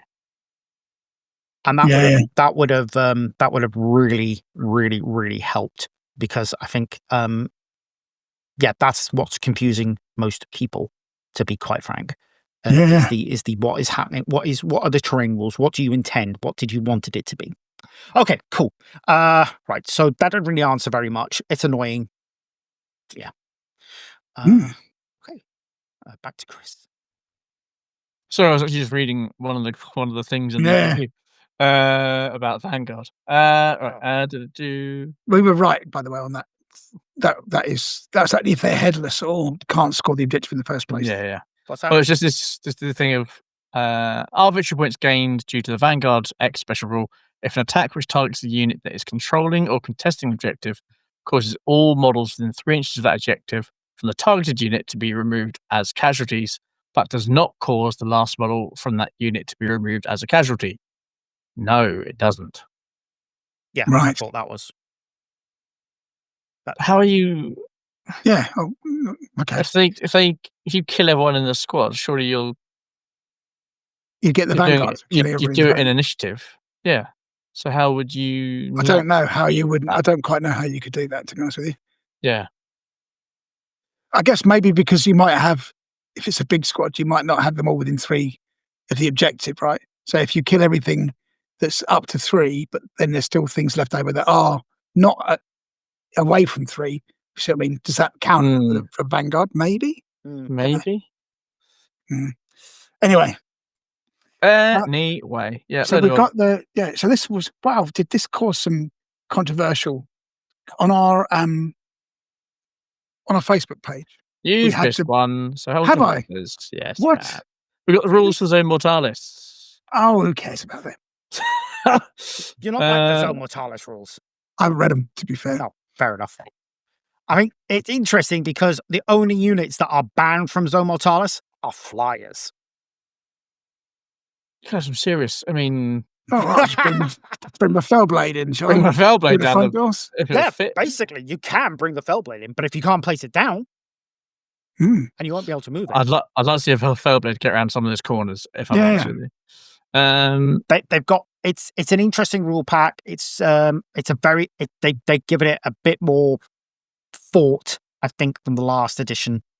And I think it's definitely something I want to try playing. I think with last edition, it was more of a port from the old version, and it was with a bit of a tweak. Whereas this time around, in the last edition, they've been like, oh yeah, your character, who you're taking, determines how much of your army you can bring on. Or it was a bad. Yeah. The initial port was good. But then I think we got a White Dwarf version, and then the second version was terrible. But yes, we've got, again, 3 missions. But they're interesting because they've got deployment maps that create areas of the map that aren't necessarily good to be standing in. Yeah, which is what you want. You want there to be an element of. Well, I shall never play it because I'll be shifting out the boards. I still have my table. I will be doing something with it. And there's a table at Durham Raiders as well. Yep, that's my table. Is that your one? Is it? That's one of my tables. I've got 2 tables. Oh, nice. One that is just corridors and one that's a bit more interesting. Okay, Graham, you've been itching to talk about. Go on them. Well, now I feel I haven't kept my powder dry enough. So this is the new Carat-ay slimline versions. Cinched, I believe is the cinched. Is that what the kids are saying? Or was it what someone was saying, a Zempic version?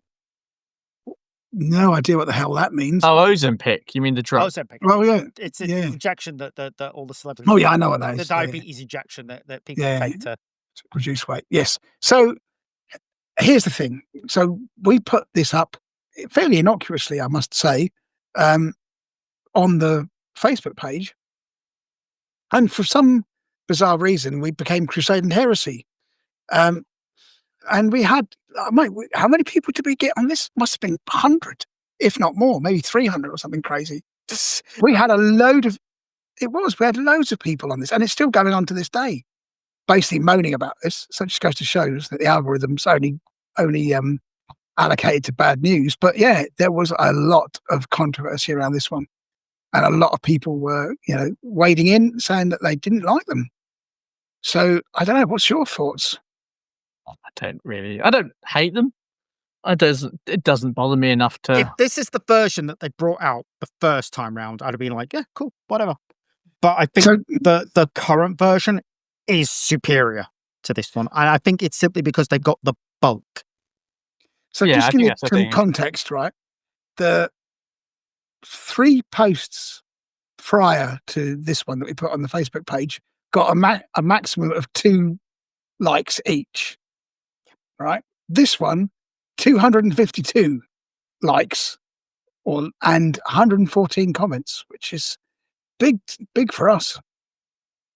So yeah, clearly it was something that affected quite a few people. Yeah, but I think we've never really been good at playing the social media game, but we're trying a bit better. We're trying to do a bit more of it. Yeah, but you absolutely did with this one. So I think the long and short was most people, like I say, did not like them.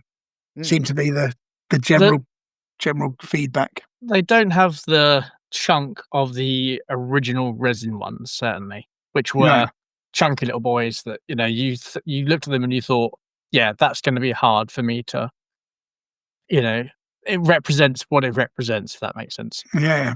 These are probably tank. Yeah, I think with the Saturnine being out.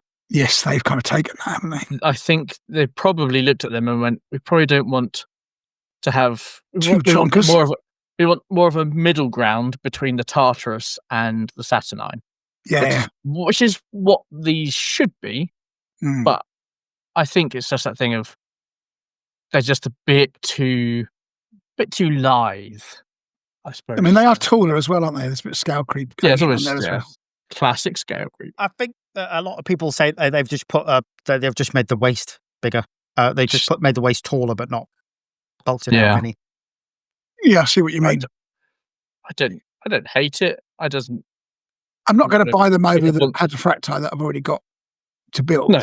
I think my only comment right now is excellent. We've got 2 different kits apparently coming. One with the Volkites and power weapons, which could be power mauls, and one with power fists and combi bolters. Okay, so yeah, I get that. That's the whole, separate out the kit thing that we've been going on in Heresy for quite a while, which is fine. Where's the lightning claws? Oh yeah. Are we getting a third kit? And I think a lot of people were very angry that they're coming in 6s. Right. Rather than 10s. Right. Or 5s. They're not coming in packs of 5s anymore. They're coming in packs of 6. Yeah. Well, sorry, they're currently coming in a pack of 10. Yeah. Yeah, that's what I mean. But I imagine the price will reflect, and also I don't think it does. I think it's the same as 10. It'll be the same price, I reckon, as 10. How often do you see 10 Terminators, 10 Carat-ay kicking around? I never seen a squad of 10 sorry, I might have seen now and then. I think I have a couple of times. Not, but very, very, very rarely. Okay. I probably would be able to count on one hand the number of times I've seen 10 Carat-ay in a list. So close to almost pronouncing it correctly. Yeah, I could probably count it on one hand the number of times I've seen it, but I just can't. I just can't think. I can't think of even any listed Company of Legends that had a squad of 10. I'm sure. I think it's always been this sort of Spartan or Deep Strike thing. Yeah, I think. I've definitely run 10. Yeah, but we know what you are. Well, yeah, that's true. Yeah, even then, Graham, I can't remember a time Salamanders had 10. Oh, they had the 10 squads with the storm shields. 10 with the shields. Yeah, so I would have run 10 Tartarus ones with storm shields if I had 10 storm shields kicking around for the Imperial. Yeah. But they would have been Tartarus and not Carat-ay. Yeah, but I mean, they've been 3, but they would have been 3+ in one save, so there was no disadvantage to doing that. I mean, the way I look at it, this pack is you're going to get a pack of 5 plus an extra that you can convert into a HQ, maybe. Yeah. Agreed. It's like with the Sat9, they cut me in packs of 4, which is weird. And I'm like, okay, yes, you get your Sat9 Praetor. Not Praetor. Yeah. Chaplain. Not Chaplain. Centurion. That's the one I'm looking for. We got there in the end. Yeah. Hole in 3. Yeah, absolutely. Cool. What's that? A birdie? No. Hole in... no. Well, you were 3 over, effectively, for the hole, so... okay, in that case, it's a double bogey, I believe. Double bogey, yeah. Okay. No, that's 2. I haven't played... Par would have been 1. 2 failures would have been bogey, so double bogey. Yeah, I don't know. I haven't played golf since I was a kid, and my dad was like trying to see if I could... What sports I would like. Beat that bloke called Tiger Woods on the... No, I was terrible at that. I was absolutely terrible. My dad was like, "I've got to find a sport that you're good at so that we can have some sort of father-son bonding." Turned out it was shooting, and he can't shoot. Okay. Okay, right. Okay, so what else, Graham? We've got breaches, yeah? Oh yeah, we've got breaches, yeah. We totally have. What am I talking about? Oh yeah, breacher marines. Finally, the long-awaited and dreamed of plastic breacher, finally, after all these years, is here. So I expect to see more of these because they're not a bad troop choice as these things go. I think pretty good. I'm looking forward to it because I can make some Praetorian breaches for the Ultramarines. Isn't it? They have. I don't know, to be honest. I never use them, so I can't recall those stats off the top of my noggin. They've always been great in Zone Mortalis. Find it for you. Give you 2 times. In first edition, the way I always approached them was they're like reverse assault marines. It's like you want them to be charged because they were pretty good at holding off a charge. And I remember you fell for that with my Ultramarines. We've now got the shield wall rule and stuff, haven't you, as well? Yep. Shields are more of a... Yeah. I mean, that's quite good. It's reaction, to be fair. It's not... So, you have to use your reaction point. The only time I really pulled one over on Graham in first edition was with breachers when I managed to goad him into assaulting them. And they were able to actually weather that and deal with them. I think the other good rule about shields now, which I do like, is that you don't have to have everybody with a shield to use the advantage of a shield, which you had to in the previous edition. So you can put a Praetor in there without a shield and you still get the advantages of shield wall, for example, if the majority of the models have the shield. Although obviously breaches are a bit different in that they all come with shields. Yeah, but you could just chuck a normal Praetor in without having to give him a shield and they could still get the advantage. Whereas in the previous edition, every model had to have a shield. We still don't know if this is an upgrade sprue or a new set. They have line 1. Line 1, right? That's what it was. I think this is an upgrade sprue myself. Looking at, you know what? I don't know. I haven't seen those heads before, but I could be wrong.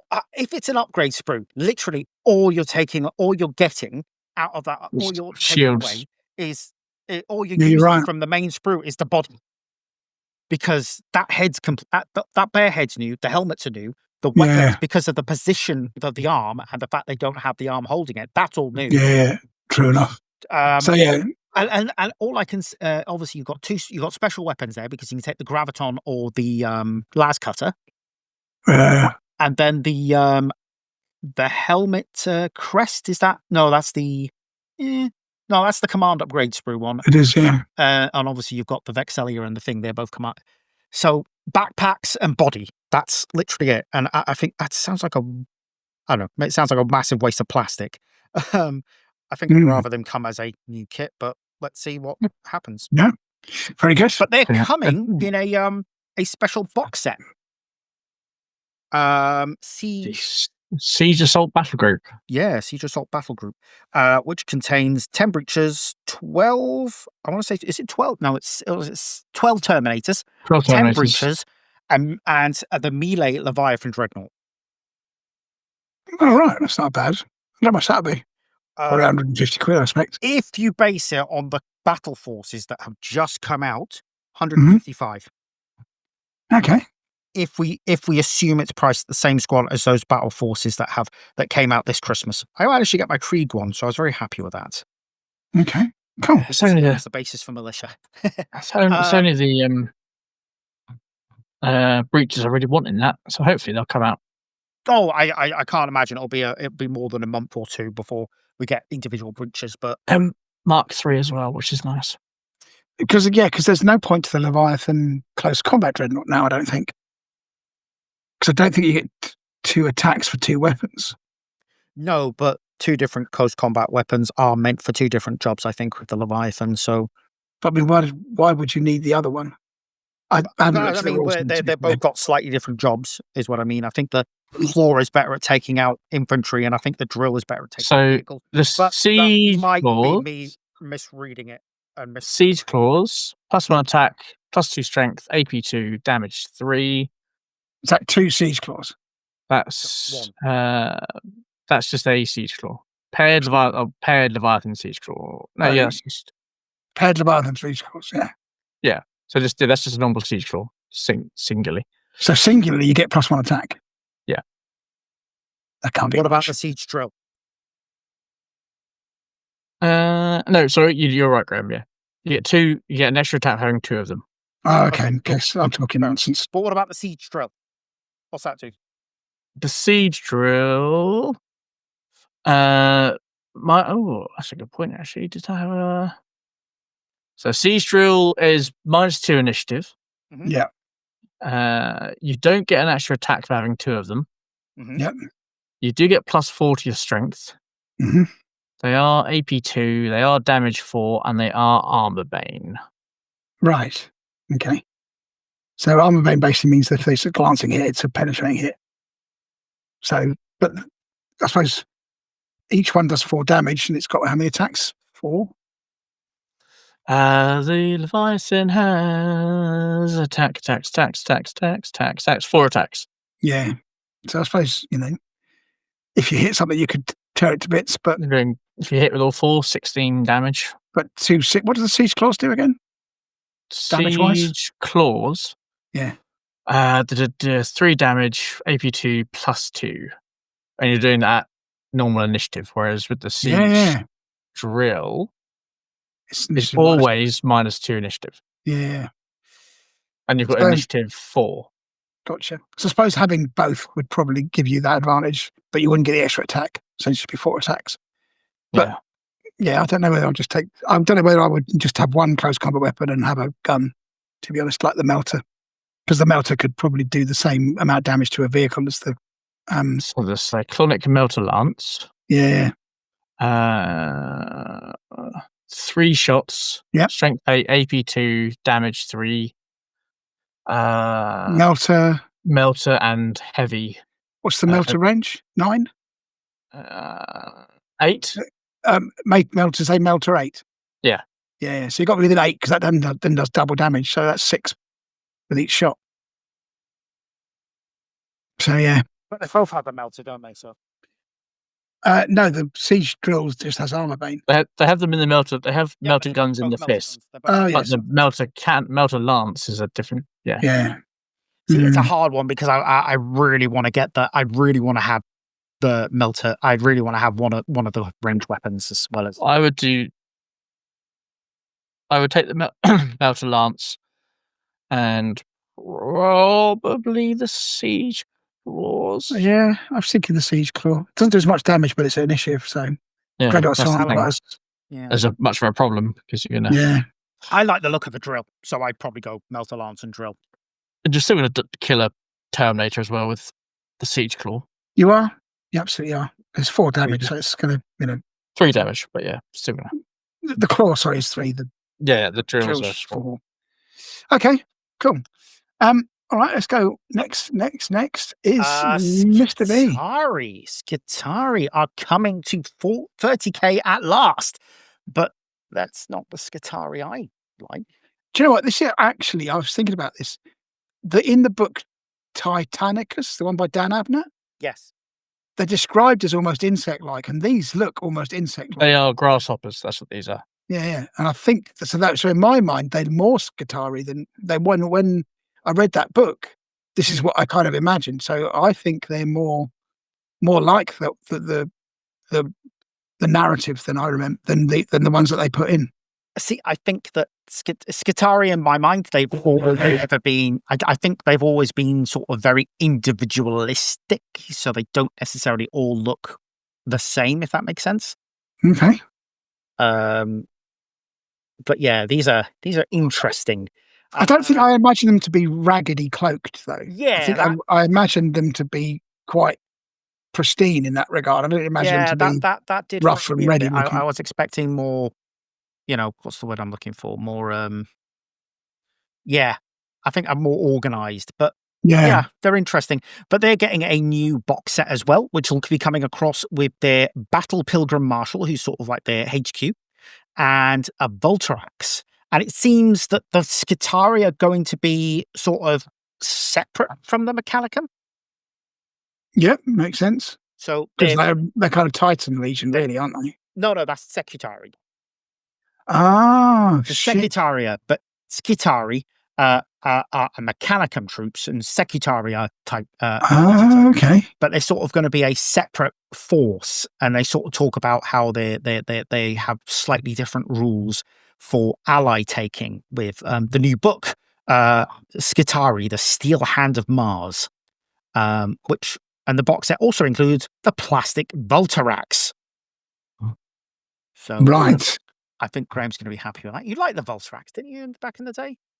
Yeah, it was great back in the day. It was phenomenal. I'm not quite so good now, I don't think. But yeah, I mean, but it would suit my new Mechanicum because it's a automata. Yeah. I'll just see if the next bit is no. Okay, so I'll basically next up. Okay, so Chris, I think you're gonna. Yeah, so we got a load of stuff for Imperialis coming out. We've got the Saturnine Terminators, the Arachne weapons platform, and there is a Saturnine battle group. Alternative weapons for the got the Arachne. Missile launcher, a Gatling style gun of some type, and Punisher cannon.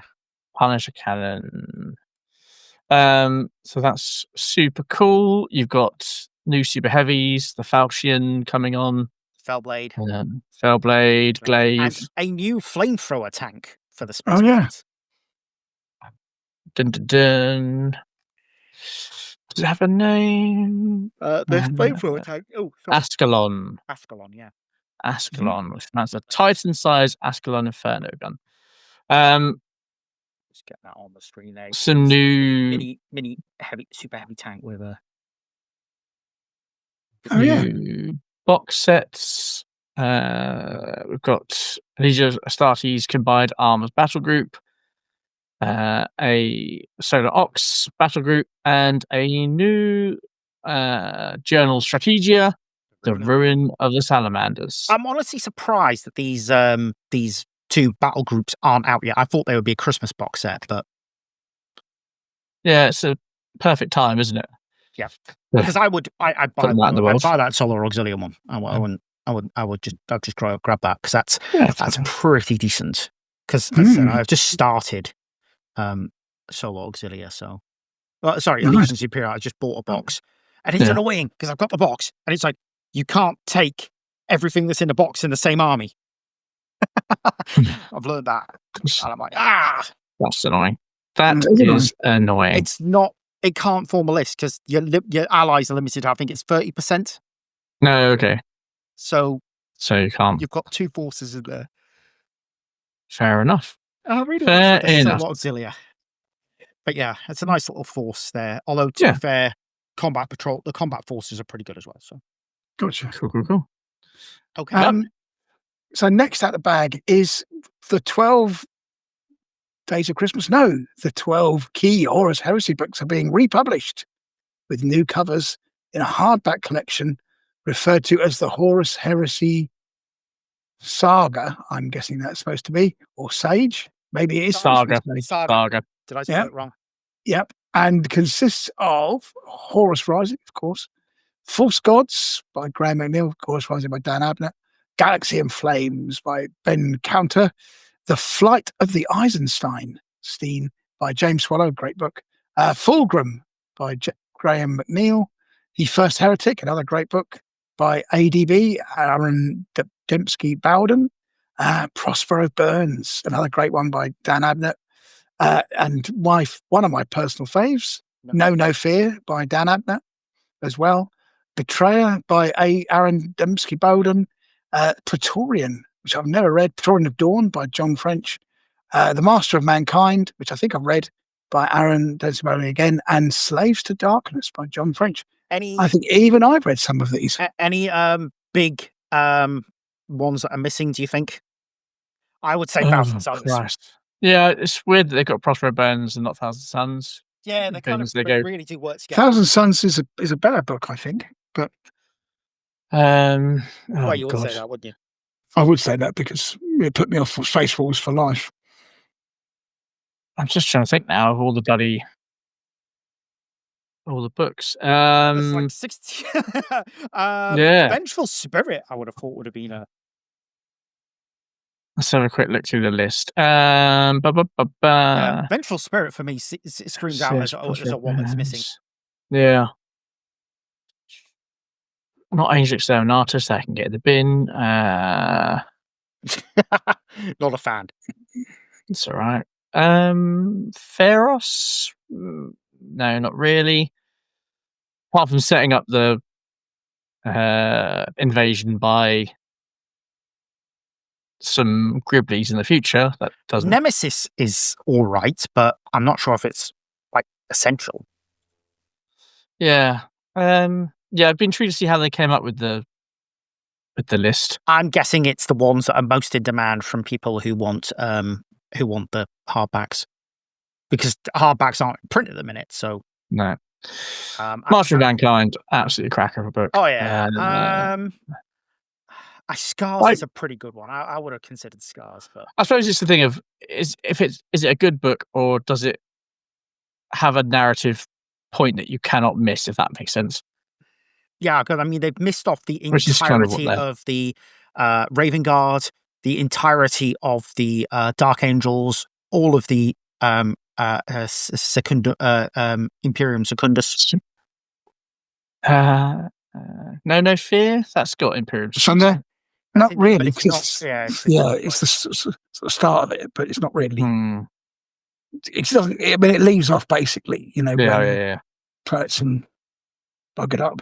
But yeah, hey, look, if you're coming in late game and you want to catch up, it's easier than reading the others.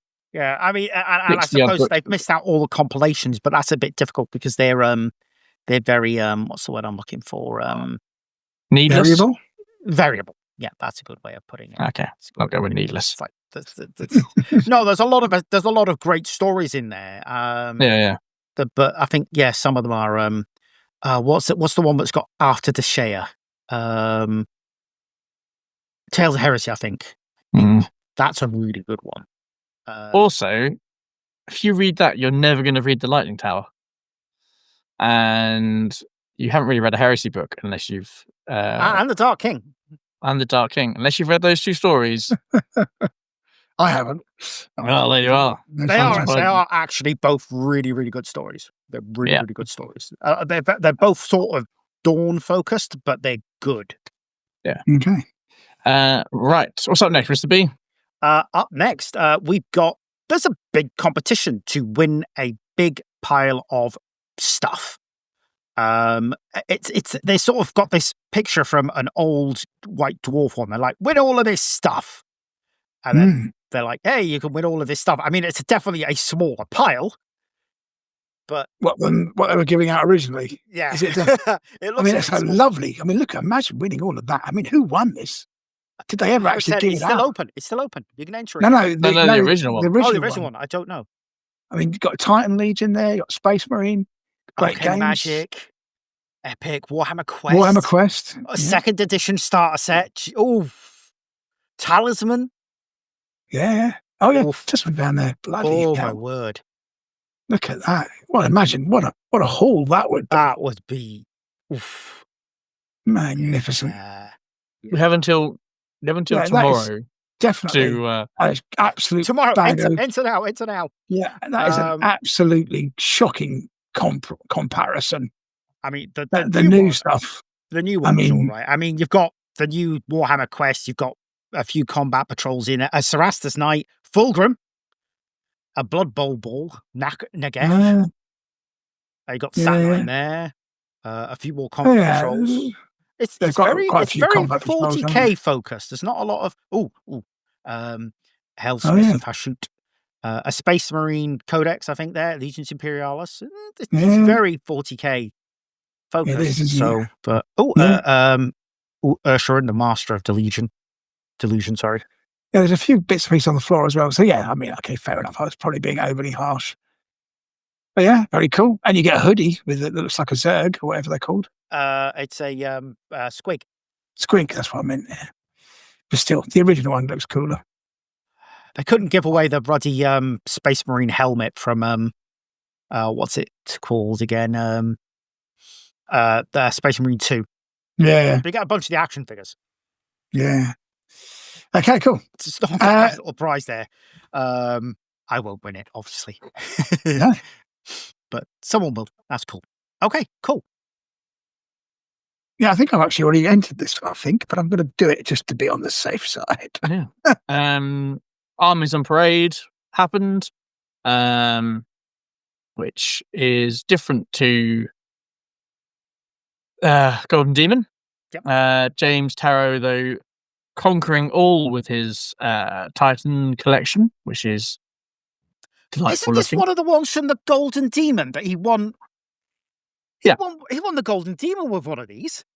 Flipping hell, talk about double dipping. The models to the left-hand side, yeah, that was his thing. Stefan Muring, with his Iron Warriors by the look of it. Look very cool. And what was the Mickey Hansen. What was the other heresy one? It was a Sons of Horus, wasn't it? Yeah, I'll just pop that up the screen there for a second. Yeah, this Sons of Horus one. That was a Youngbloods Felix. So that's a kid. That looks really nice. That's a kid. Yeah, his dad did it. Not doing the homework the night before. Yeah. Looks really cool. Looks super cool. Well done to Felix. Honestly, back in the day, we just 47-year-old Youngblood. Honestly, back in the day when I did Armies on Parade, we had like a bit of cardboard that we put some sand on and painted it up. And it's like I don't know if you remember. Does anybody ever remember the program Take Heart on BBC? Was it in black and white? Tony Hart, yeah. And they used to have like the gallery, and it had that that music. And you always had like somebody like done this John Constable-esque thing, and it was like, Brian Wilson 7, and it's like, no, your dad or your mum painted that, my boy. No way would you, mate, do that. So it's the same thing with Armies on Parade. We're jealous. Absolutely. Okay. No way we had that kind of talent at that age. Next up, go on, Graham. You're excited about this next one. Oh, am I? You were. Oh, I am. You are right. Well done. The Mechanicum. We're also finally getting plastic Myrmidon Destructors. Would you, Adam and Eve? What a world we live in. But they only come with Darkfire cannons. Well, that's fine, because that's all you need. And irradiation engines, which are also fine if you're feeling particularly exotic. So we are expecting a second pack with our weapons, which is a bit of a pain. I've got to be honest with you. One just gives all the weapons in it, but okay, whatever. But the news, I think, is that actually, I think these guys look a lot better than the Forge World ones. I agree. They look better. They look chunkier. They look chunkier. Yeah, they look like they mean business. And also, it means I can actually put something useful in my Traeros rather than the rubbishy thralls. So yeah, I'm going to get myself some of these. I think they look really good. I really like the cloaks on them, the hooded kind of cowls and stuff. Yeah, I think they look a lot more business. Mechanicum, I think, than the Skitarii do. But yeah, fantastic. So yes, good stuff.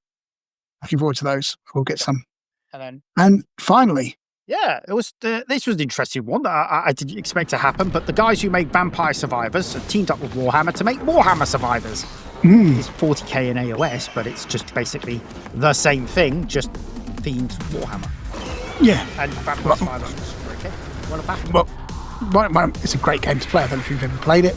I thoroughly recommend it. It's bizarrely, incredibly addictive, and very simple in its.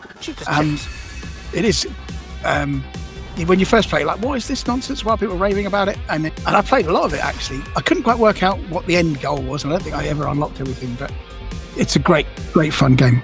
I played a bunch of it on Xbox, I think, and I've got it on Steam recently, and I'm like, yeah, I'm going to have to. Yeah.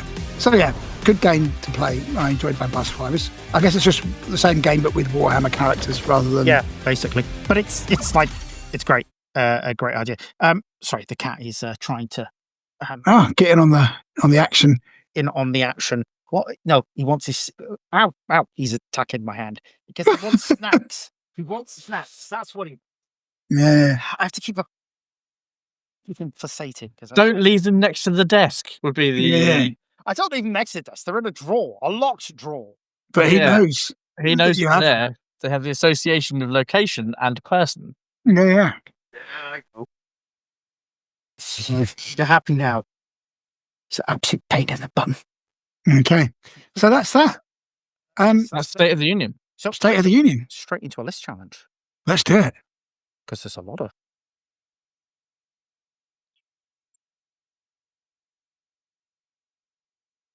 I'm furious. Absolute furious. I just noticed the clicking. Fucking pistol shit. Sorry about that. At least I noticed it now. There is that. So where am I starting from? Ooh. Okay, we are going to do a list challenge for the Custodes. It was chosen by you. I'm going to be honest, none of us wanted to do it because we don't want to hear this rant from Chris, but we're going to allow him to have his little rant. Hey, I will... Long-time listeners will know by now. There are many hills that I will happily die on. None greater than this particular army. This is the hill that no matter what you say, I will always have one hand on it as the last breath leaves my body. This is Legio Custodes. This is,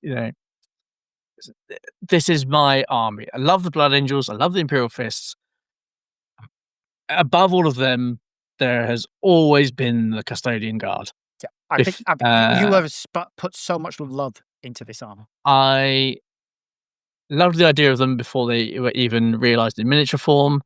In fact, I still have 20 Grey Knight Terminators in a box, all with spears that were going to be used as proxies for Custodian Guard before they ever had their models released. That's the level to which I love this army. Mm-hmm. And we started with this Inferno, Book 7, the gorgeous black book of delicious rules, overpowered nonsense. Balanced out against each other. No, they're balanced against each other. Canonically accurate talents and abilities. Fucking broken. Look, I'm going to be perfectly honest. Every single black book, the armies within it were balanced against each other. They weren't. I don't think they balanced the first edition armies against the whole thing until they got a red book. I think they balanced them against anything and just chucked down what they felt like because it didn't really matter so much. It was a campaign book. It was like Vrax and what have you. It was a campaign book. The stuff just also want to point out balanced against each other.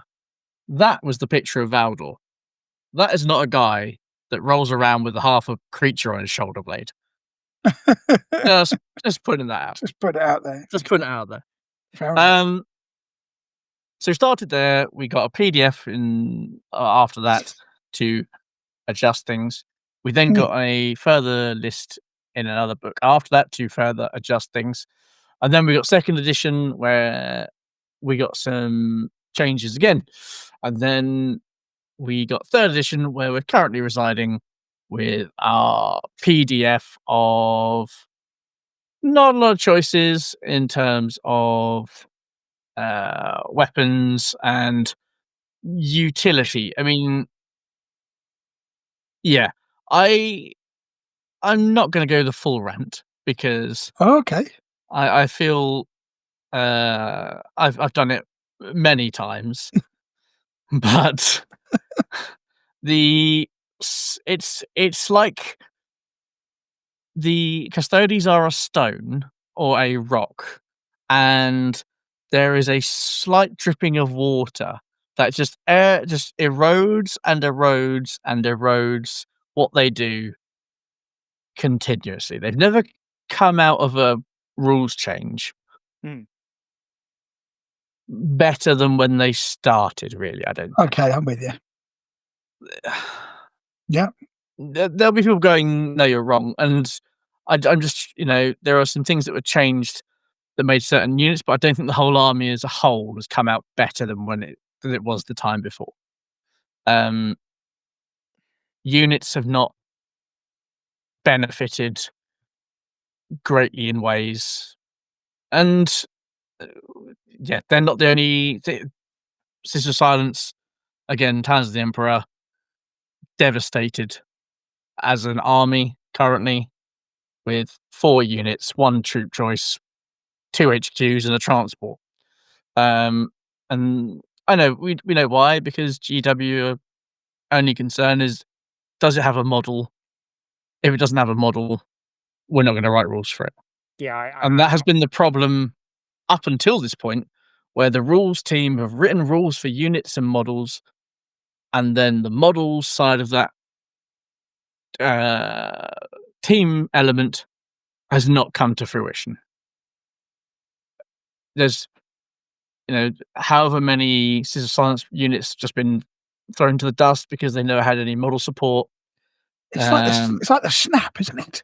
It's like the somebody's Thanos snap. Click their fingers and just like all these things just disappeared. I think if he's just been punished for how good the first rule set was ever since, so but it's not like there hasn't been time to solve the problem. With Sister Silence more so than, it's not like there has been. This started 2 years ago. Book 7 is pretty old. Yeah. These days. And yet there's been no real oomph behind the Sisters line. Custodes got bits and pieces. Hell, we even had a model that never got rules in Ixion Hail. Never got a set of rules whatsoever. Well, it's just a Tribune, isn't he, or a shield? Yeah, but he had a axe. The model had the axe that we didn't have rules for until 2nd edition. I think they still sell it. God, I hope not.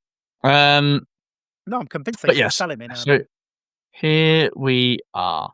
We have model-wise Baldor as a warlord choice, a Tribune as a high command, Shield Captain as a command, Quillian Town Raiders as a struck assault, Heteron Guard gone into the ether, Custodian Guard, Spear guys, Sentinel Guard, Sword and Shield guys, Sagittarium Guard, Heavy Bolter guys, the Contemptors variants are both still there.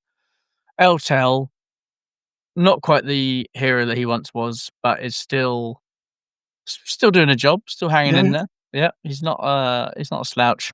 The Corona's Grav Carrier, finally after 4 rules iterations, has finally been made an assault vehicle.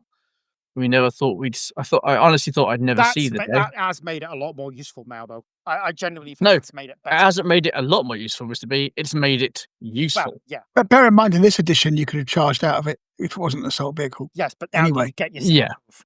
But you are, yes, disorganized charge. You're set with, and also, it's the only transport they had access to. Yeah. Because obviously now the Deep Strike rules have changed. Not the only transport they had access to. Well, yes. You have to be of the same faction. The Ares is a transport vehicle. As we may. Oh yeah, sorry. The big bird, which I took to an event, and ever since I took it to that event and packed it away, has been in that same box. Oh, you got to bring it out in February. I'm not taking 600 points of. I think it's. We shall see. We'll talk all about that in a minute, because spoiler alert, my army might have one of those in it. I think, having looked at the way that Lord of Wars work now, and they can be from any faction and from any army list. Bear in mind, you still can't put you can't put. No, I couldn't take a Mastodon, absolutely. Which was a dream. Yeah, and then chuck a load of Custodes in it. Which would have been the absolute dream, because you had 2 spear dreadnoughts and a squad of Custodes in there as well. Yeah, but obviously transports are limited. They have to be from the same faction, which is fine. But having something like the Fellblade, for instance, as an option, is a much more attractive option. We still have the Caladius Graph Tank, the coolest, most beautiful tank in all of Heresy, if not all of Wargaming, as far as I'm concerned, short of anything out of bolt action. It is a whole load of gorgeousness. The Palace Gravitac things, they're okay. Not bad. They have got now they can't. Now they don't have a mythical weapon that no one knows where it goes. Oh yeah, that was the other thing. Oh Christ! Oh yes, the Misericorder. Oh, it's just a piece no. Remember they had a Drathic Devastator or Destructor that they gave rules for, but didn't assign it to any units. I mean, yeah. It's been a journey, ladies and gentlemen. It's been a journey. It has been and it's led us back to doing a Legio Custodes list challenge, which is going to be fun because we're kind of limited by choices, but there are enough. Aren't there enough? There are certain things you need this list to do. It's only really going to ever do one thing, and that is stab people in the face. It can do a little bit of shooting, but not.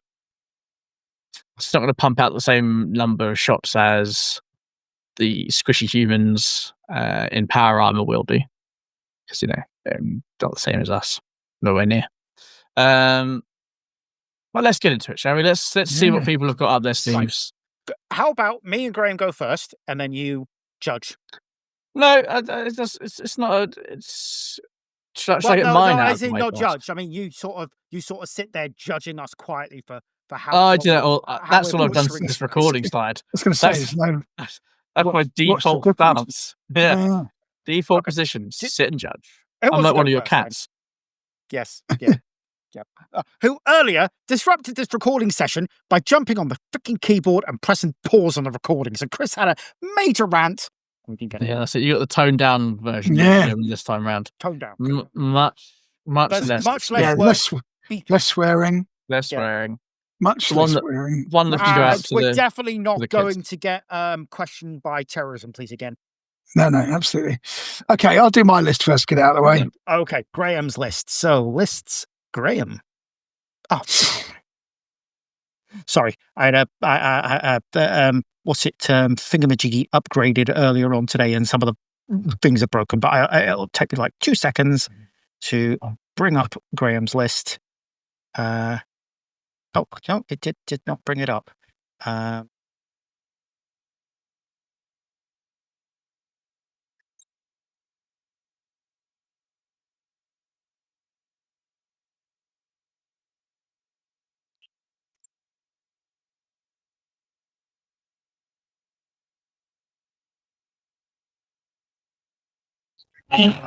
Getting this on the. It was there, Mr. B. It was there. Yeah, but there was no volume. When you don't have your flipping things. Oh, I know. Sorry. I had to. Sources. Everyone loves sources. There we go. Lovely. Very cool. Okay. There we go. Sorry about that. Sure thing. So I have in my Crusade primary detachment, 2 shield captains, not one, but 2 shield captains. I just basically copied and pasted these guys because I figured you can't improve on perfection. So Paragon Spear, better than a Paragon Blade, and 5 points only, you get an extra attack. So I figured that's a good investment. Pretty much the same stat line.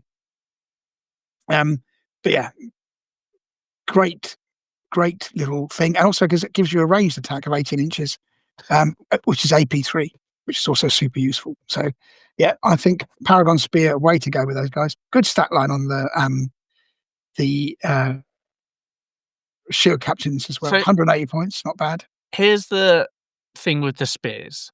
Go on. I will always take an Adrosite spear over any other type of spear. Okay.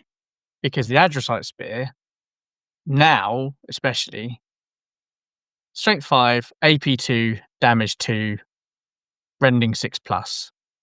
To shoot. Yeah. And it's an assault weapon, which I completely forgot the other day. So that is it really? Yeah, they're all that would have been useful to know. As ranged, yeah, it's in the special rules, not the traits. It's in the traits, not the special rules, which is where I was looking for it. So yeah, there's a few rules where they've changed the position of where you're looking for them, and it can. I think they're great because they can effectively one-shot a Terminator. Fix those buttons. How can it? Sorry, one-shot a Terminator? Well, AP 2 damage. Yeah, but a Terminator's going to have like 6 or 7 wounds. A Terminator doesn't have 6 wounds. Sorry, Terminators. What am I talking about? I'm talking about my arse. Sorry, I'm thinking about Dreadnoughts. Yes, you could kill one Terminator with that. Yeah, I agree totally. Which is you've got to be within 12, which is fair enough. You probably want to be there anyway. I went for the constant extra attack. To give you an extra attack? Yeah. Paragon Spear has impacts AM. So yes, impacts. Yeah. Let's see astronaut spear. So yeah, probably on balance. You might have something there. It might be more useful. So yeah, so it's the same stat line effectively in combat anyway. In combat, yeah, they're all the same apart from the critical hit. Yeah, Paragon Blade. Oh, it's got critical hit would be the only potential advantage, but efficient. But you get that with lightning blows anyway. Right. Okay. Very good. So yeah. Anyway, that's what I went for as my command. So, but really, they were just there to unlock stuff. So one of them unlocks the War Machine, which is my Contemptor Galatas Dreadnought. Super cool unit. Which is the one with the shield and the Galatas Warblade, which is pretty damn useful, I think. A Flame, I forgot what that does. A flame does. I can hear what it does. A weapon with a special rule causes additional modifiers to target's leadership characteristic. A melee attack weapon made for a weapon or model with this special rule inflicts 1 or more wounds to a target unit, regardless of whether any damage is inflicted. Until the end of the phase, that unit is considered to be a flame. If the controlling player is required to make a leadership check, the value of X and the special rule is applied as an additional negative modifier. So very good. So like Fear 2, pretty much. Yeah. And also it's got a little template weapon as well. It has, which again, Panic 2 as well, so you could potentially get things to fall back before they can get to you. The Galatas Warblades got strength 6, AP 4, damage 2 flamer with Panic 2 on it. So yeah, you can get things to bugger off quite quickly. It has got Smokescreen, which we found out as well as a reaction, which is very cool. Gives you a shroud, save, damage mitigation, or you can use the Shield Ball trait to get bonus to your toughness before they shoot you, which would give you a toughness of 9. Actually, a reasoned approach to destroying your enemies by just chucking in 3 Caladius grav tanks. All the same, all with the twin Arachnus Blaze Cannonade, because I think that's pretty good, damn handy. AP3, mind you, for burst fire, heavy FP, so you get 7 shots if you stand still. And then putting it in concentrated fire mode does give you 2 shots, strength 10, AP2, damage 2. So again, great against Terminators. Not enough to take a vehicle out in one shot, but it does have fire protocols too. So if you're lucky, you could get 4 damage on it. And it does have, the good thing about this one though, is its ordnance. Again, armor bane basically just means if you're hitting a Spartan on a 4 and you stand still, each shot is going to do 4 hull points. It's a beast. 12 hull points, I think it's going to means it's pretty resilient to all comers. It's got some pretty good guns as well. So the next mission you can get it to go on would be either a strafing run or a actual targeted thing. If you put it in strafing run mode, it's still snap firing, but it fires all its guns. If you put it into actual sort of strike mode, it's not. People can hit it normally, but I think it's quite survivable now. I think it's got some good weapons. Yes, it's 600 points, but then the transport I think is quite expensive for the Custodes anyway. It's got the 5+ damage mitigation as well. Yeah, that's what I'm saying. Yeah, the shroud save that you get if you take a penetrating hit, you can basically it gives you a 5+ shroud going forward. So, yeah, I think it's quite survivable. The only thing is with flyers and super heavies is if they would take a status, they don't take a status, they take a whole point instead. So just something to watch out for. So if something shoots you with shock or something like that, even if it doesn't damage you, you'll still take a whole point from it. So yeah, just a heads up. But anyway, I think it's actually worth taking now. The other cool thing I didn't realize that you could do is you can transport something onto the battlefield and then it never hangs around. Basically, it goes in your turn. The only way that it can be shot is if somebody intercepts it. So next turn you've got to roll for it to come on again, but you can bring another squad on from that's in reserve, and put them somewhere else, or you can extract a squad, which I thought was quite cool, from the battlefield as well. So you can basically fly on, grab a squad, and bugger off, and then wait for it to come back on and put them somewhere else if you wanted to. Bear in mind, every turn it comes on, the dice roll to bring it back on goes up by 1. So you don't have any way of modifying that as well. Not in this army, you do not. No. So it is a chance, but I think banging 6 Aquilian Terminators and at least 1 Shield Captain in somebody's face turn 1 is going to cause problems. And I think they can get into a really great position as the rest of the army sort of catches up. You've got 2 Dreadnoughts coming in behind. You've got the Venatari. Also, they could support that attack with their fast movement. Go from there, basically. I mean, there's no point for doing anything other than trying to get the... I didn't put any of the sort of squads in because the only way they get points really is via Vanguard anyway, so they're always going to be limited by the number of points they can score. So it's really about trying to score those Vanguard points. Yeah, I think everything. I think it's a Cladius. Quite a low model count, actually, I realise. Yeah, very low model count. I mean, you can do it with 1, 2, 3, 4, 5, 6, 7, 13, 19, 20 models, in total. Although one of them is a big chonker. Big chonker. It is a big chonker. And the only problem with the other problem with the Orion is it is a flight risk in terms of I'm just going to knock it accidentally and the whole thing will. Yeah. And also my one is a medical risk towards you because it has some fucking massive magnets. It totally does. Hold the wings on. That is true. Yeah, it's like an MRI machine. Yeah. If there's loose change around the table or anything like that, it'll soon be attached to the Orion's wings because of the magnets I put in it. Oh, it fucking works. I never thought it would do, so that was good. Anyway, I think it's a good list. I think it's unusual enough, but if I'm thinking about how it would play against like Adam's list that we played at the weekend on Friday, I think he can delete enough individually, if that makes sense. Which is the problem that we suffered. Yeah, no, I don't disagree. But I suppose I would. I mean, I suppose it depends on that first turn whether he goes first or you go first. Because actually, I kind of want him to go first because I can then bundle on and try and put my army in such a way that he can't fall back away from it. Yeah. Or catch in between 2 units with the Venatari as well. But yeah, if they're still alive. One thing I do find myself wondering is, Graham, were you trying to make an Iron Warriors list? I was trying to make a sort of. I was trying to make a shooting. List with. It was very much that was the thinking. It was like, can you do this? Those tanks are pretty useful. They can form a pretty good fire base. I mean, they're not Vindicators, but they're not far off. Yeah. No, I like it. I think it's a nice list. Far off at all. They are very, very nice. It's going to be a tough one. And both the Venatari, yeah. I'm surprised you didn't take a Dread Spear. Do you know what I thought? I should have the Galatas. I mean, the same point. The second Galatas. Yeah, and it was only when I saw your one the other day I thought, I should have taken the Dread Spear one. But I wanted something close combat to sort of survive. Yeah, that's the advantage it has. It does have that bit more. Yeah. That shield, giving it the 4+ invuln, I think it is, off the top of my Might be a head. 5 now. I can't remember.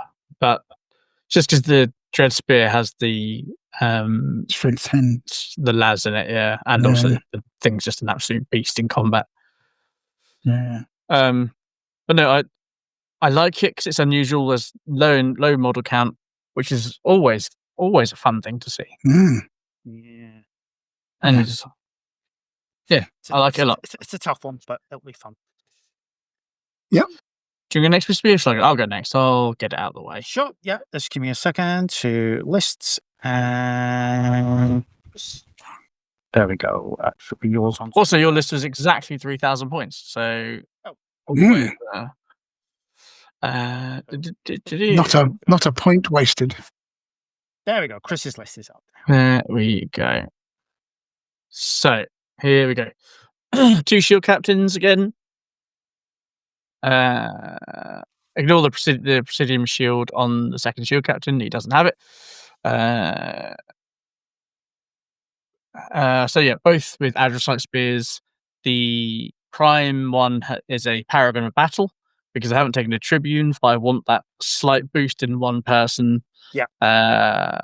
Of weapon skill, attacks, etc. Yeah, Paragon of Battle is really going to make a huge difference with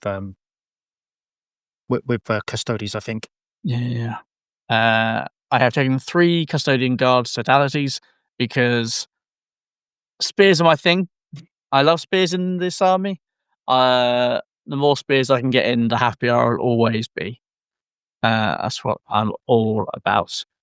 The prime, 2 Adrosite spears in each. 1 squad of 5 Adrosite spears, and then 2 squads of 5 with 2 Adrosite spears in, and then Guardian spears in the rest of them. We have a Telemon heavy dreadnought with the Arachnus storm cannon and the Cestus with the plasma projector, which is always where's the Arachnus storm cannon, because I can't find things now.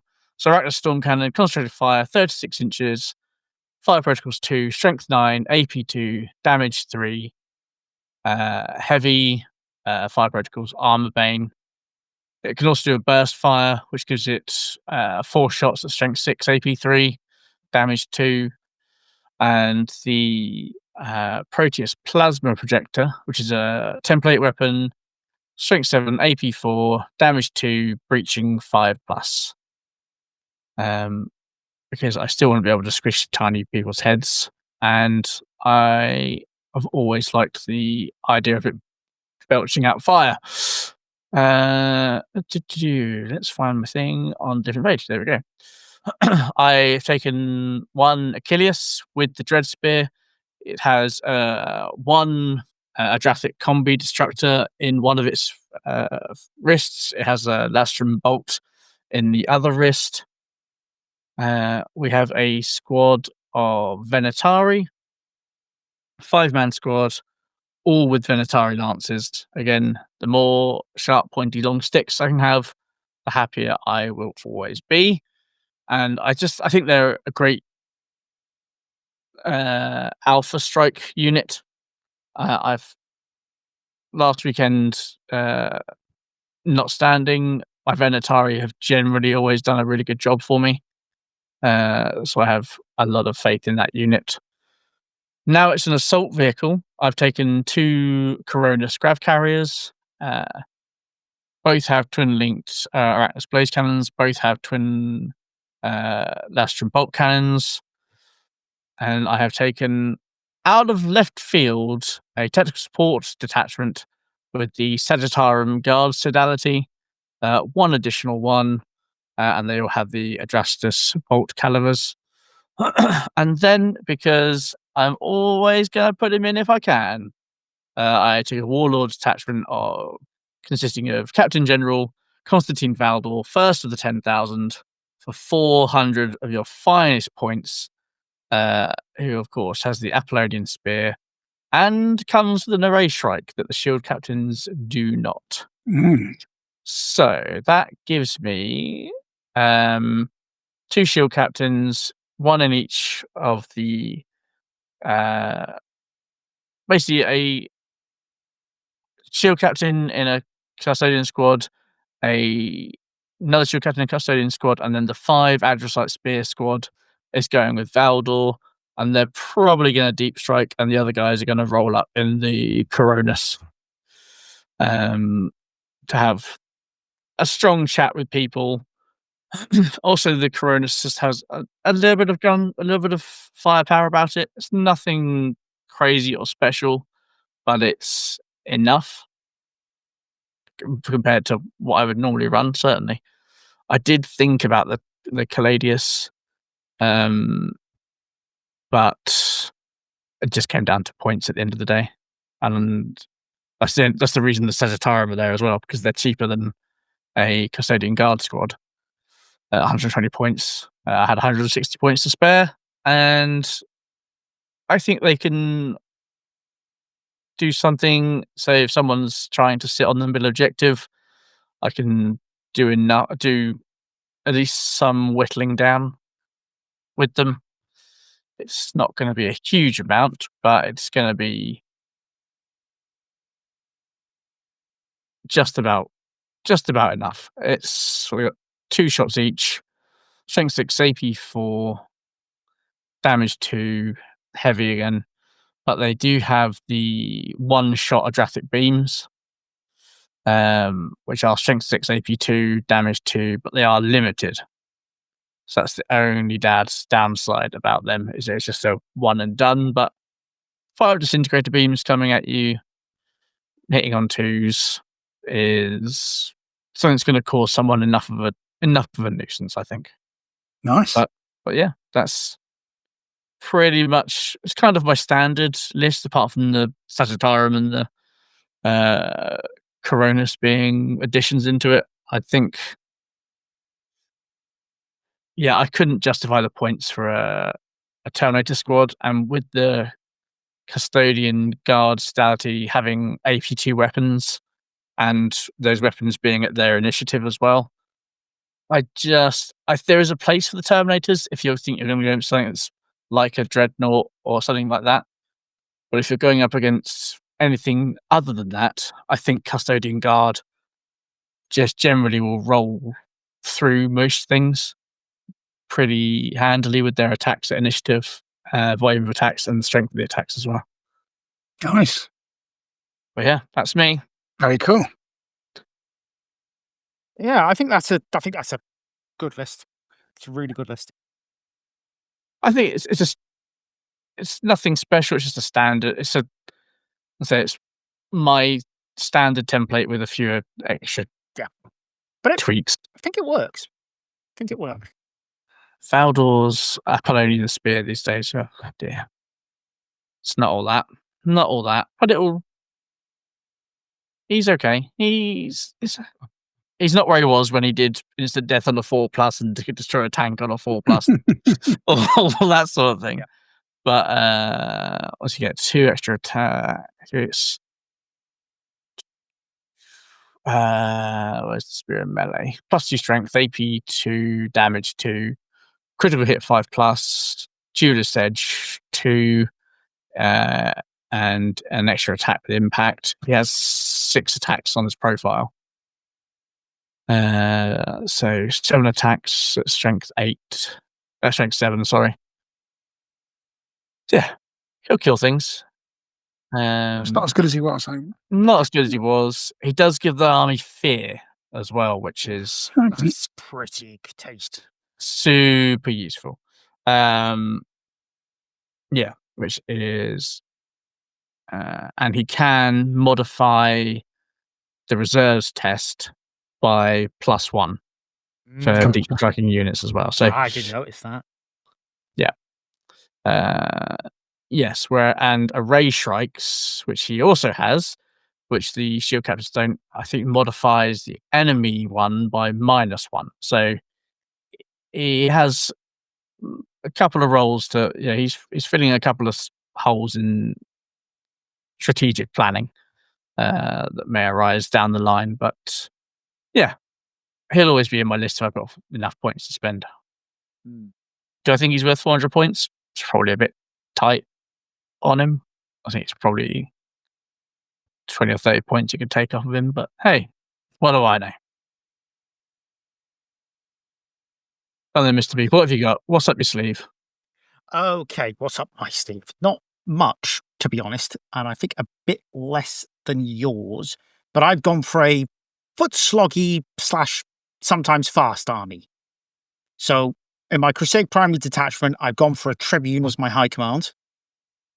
And 2 shield captains. Now the Tribune, I've given the Paragon Spear 2 and an Array Shrike. And the plan is to join him up with the Sentinel Guard Squad, who are 5-man, with a Magisterium Vexilia.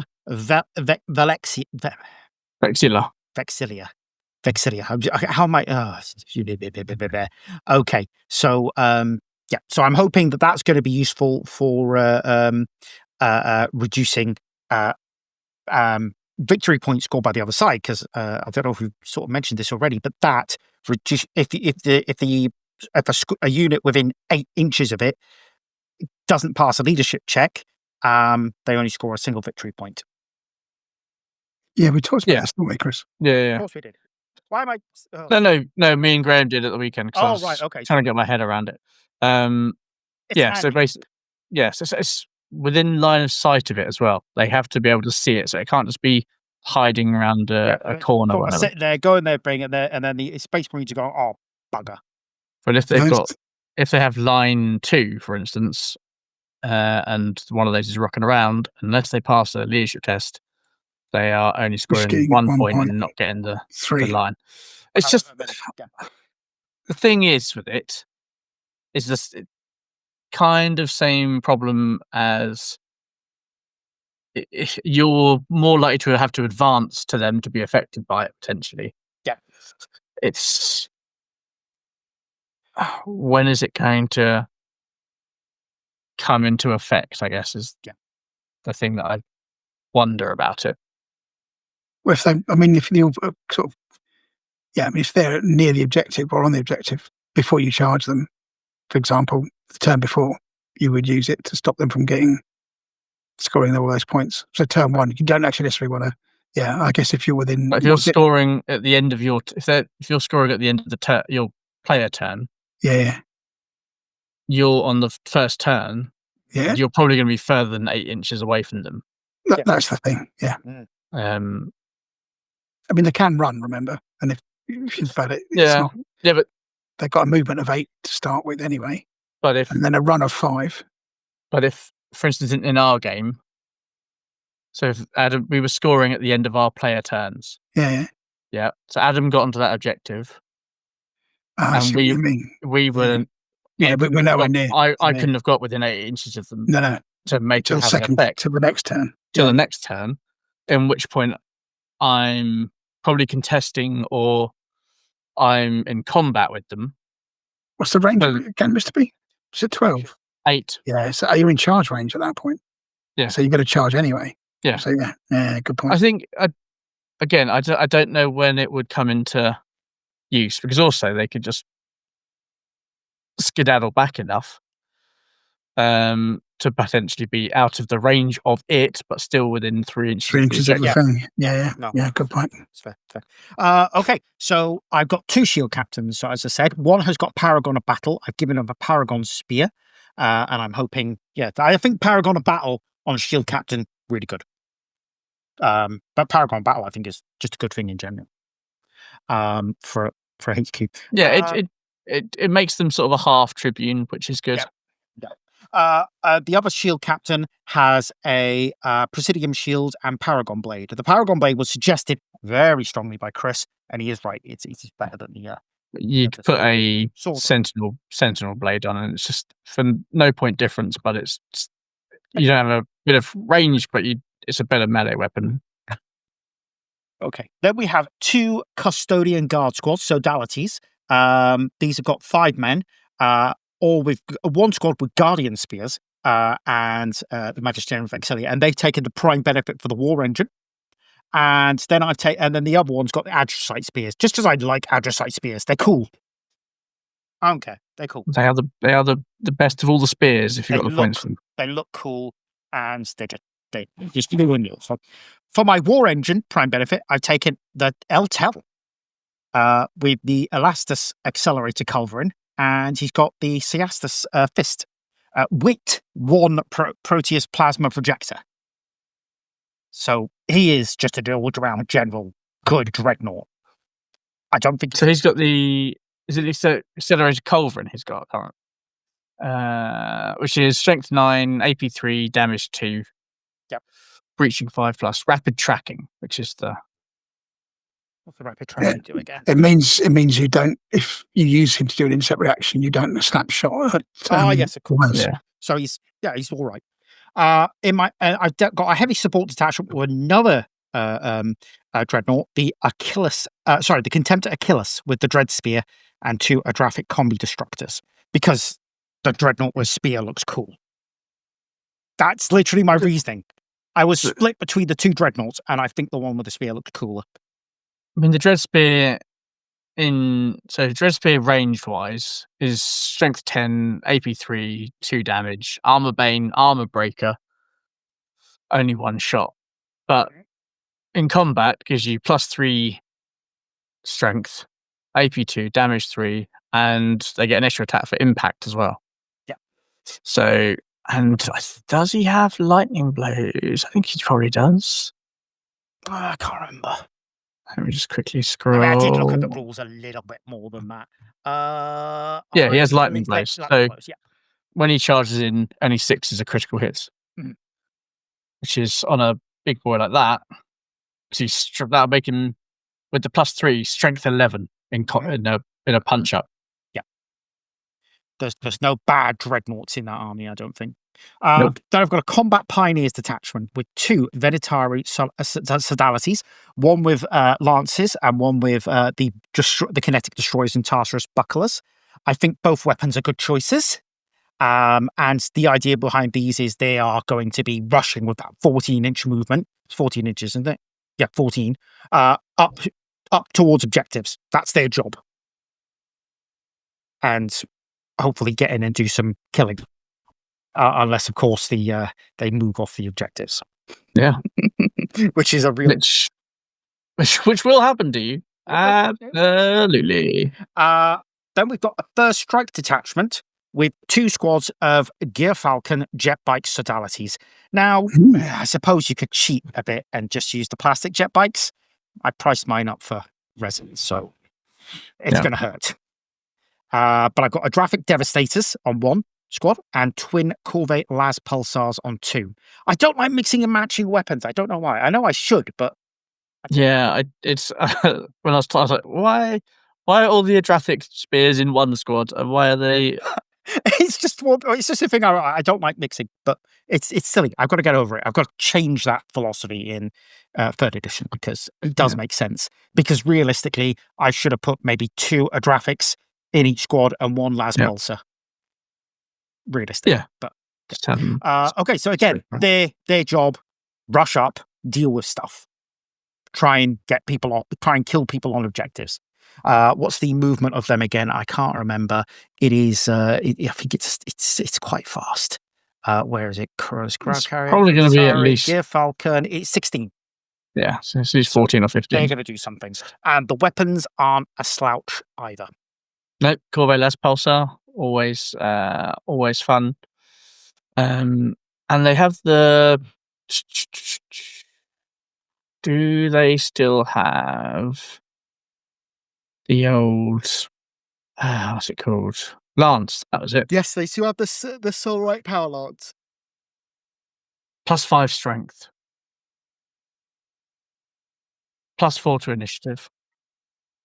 So strength 9, Initiative 9. Initiative 9, strength 10, AP 2, damage 3 attacks. They are with impact, critical hit. Yeah, they're very tasty. And they have a defensive strike as well, but And I did want to put a Pallas Gravitax in there because I like the model. I really like the model. I just couldn't see a place for it. That's fair enough. I really struggled to get it in there. It was just like another. It's basically a squad of jet bikes is two of them more or less with some upgrades, and I just couldn't. It just didn't seem like to make sense to have two Pallas Gravitax with all they got is the blaze cannon compared to which is a shame because it's a nice tank. And then finally, a Caladius Grav tank. We've all had one of these with the Elastus on there because I think it's still a pretty decent weapon. But here's the problem with my list, though. I've only got one deep striking unit, which, to be fair, in this edition, not that big a deal. And two of my squads are foot slogging up there, and they're not very fast. Yeah, and that's kind of always the problem with this army is that by the time, even with rushes as they now are, by the time you get there, you've lost 2 or 3 guys. Yeah, that's why I was sort of thinking, right, I'm putting in the 4 fast units, and hopefully they're going to engage with anything that can mess me up when I'm walking up. But we'll see. Unfortunately, it's not an army that's suited for sitting on home objectives. For that, you want to be taking allies. I did consider taking a small allied detachment of solar or militia. You can't do it, Mr. B. Can they can only take allies from the Talons of the Emperor list. Oh, well, I'm glad I didn't do that then. They can be taken as allies, but they can only be taken. Hurts. Yeah. That hurts. Yeah. That's not nice. It's not nice, but yeah, it is there, unfortunately. It's not nice at all. I mean, to be fair, the sisters, I mean, they don't really have any kind of anything to really make them better at taking objectives, but they don't have Vanguard, which I guess is better. You've got the assassins as well. Yeah. But it's not a strong selection of potential allies to fill in gaps. Unfortunately. Yeah. I said the thing about this army list, this PDF is it's all about allies. Yeah, I think you were saying I think it is better suited as an allied detachment than a primary detachment currently. Yeah, we'll have to see what happens when the rumored battle group comes out, hopefully next year with the Liber, and see what they do, because I think it feels like they've got the basis of an army there. It's just a bit, what's the word I'm looking for? Schizophrenic in its approach? I think it's probably the opposite. I think it's highly specialised in its approach, which is the... Yeah, it's just, they've got... Is the downfall. It's like, as an allied army, the Sisters is, as an single allied force with that limited focus, is great, but I suppose because the Custodes already had the models. Yeah. I mean, the Sisters went, I think we mentioned it in the lost part of the recording, went from 19 units to 4. Yeah. Yeah, absolutely ripped apart. Yep. Which, real shame. Okay, cool. So that would be it. So I guess we're going to try and judge this, and we judge this on what we believe the army, the theme, sort of the how does it work as a themed list. Then we look at the effect, and that sort of encompasses the fun to play with and against. And then we look at how effective we think each list will be. And then finally, cost. So, okay. So, what do we think about Graham's, Chris? What do we think about Graham's? I like it. I like it, yeah. I think he's with his Orion shenanigans. I think it does make it, especially with the Aquilians being as survivable as they are. Yeah. I think it makes a real headache. I think the volume of reasonable firepower from the Caladius makes it a much more opponent's backline threat. It would just be, the only thing is having 2 of the Galatuses in there as opposed to having the dread spear. But I think it's Yeah. I mean, bear in mind, I can only cover 2 objectives. So I've only got 2 infantry units. That's the thing. That's the other thing is also your once I your lose main one of those, scoring points are from someone else being on an objective. Yeah, but I mean that's true with all of the armies. But I suppose, I mean you're only going to get 1 point because both of those have got Vanguard anyway. I'll be perfectly honest. Well, actually, it's not true because the Dreadnoughts score as well. But again, they've got Vanguard. Yeah, everything's Vanguard. I think that Graham's list will be incredibly fun to play with, but Chris's meets the theme better. I think Chris's is more rounded as a Custodes list, but Graham's would definitely be more fun to play with. I think, if anything, my experience of playing this army proves is my list is never a more rounded list. We're looking at. I think that we're not effectiveness. Yeah, I think yours and mine, Mr. B, and Graham's. Yours and mine come from one aspect of the army, and Graham's comes from the. Graham comes as playing Iron Warriors. Well, it's not that because he's got the drop ship, but it comes from. It's a much more mechanized element. Yeah, definitely. It's there. I think my list is stuck in previous edition. Yeah, mine definitely is. Mine is definitely previous edition. I don't think there's much between yours. I think Chris's might win just because he's got Baldur in it. In terms of fun to play with. I think between mine and effectiveness wise and Mr. B's I can get my units across the board relatively, or more chance of them being attacked. But that's moving into effectiveness. I'm still. That's what I'm saying. Theme wise. You're rushing ahead. Yeah, I know. Just always the thing, isn't it? I'm gonna have to. I think I'm gonna give for theme / fun to play with. I'm giving it to Graham, and that isn't to say that, but it's a whiskers. There's not a lot in it in any of these, I think, and I would probably give Chris. I would give Chris's the fun to play with, to be honest. I would give Graham's my fun to play with because I would love to turn. I can almost completely feel this list, and I would love to see Adam's face when I shoved down 3 Cladius tanks. I've got 2, you can borrow one.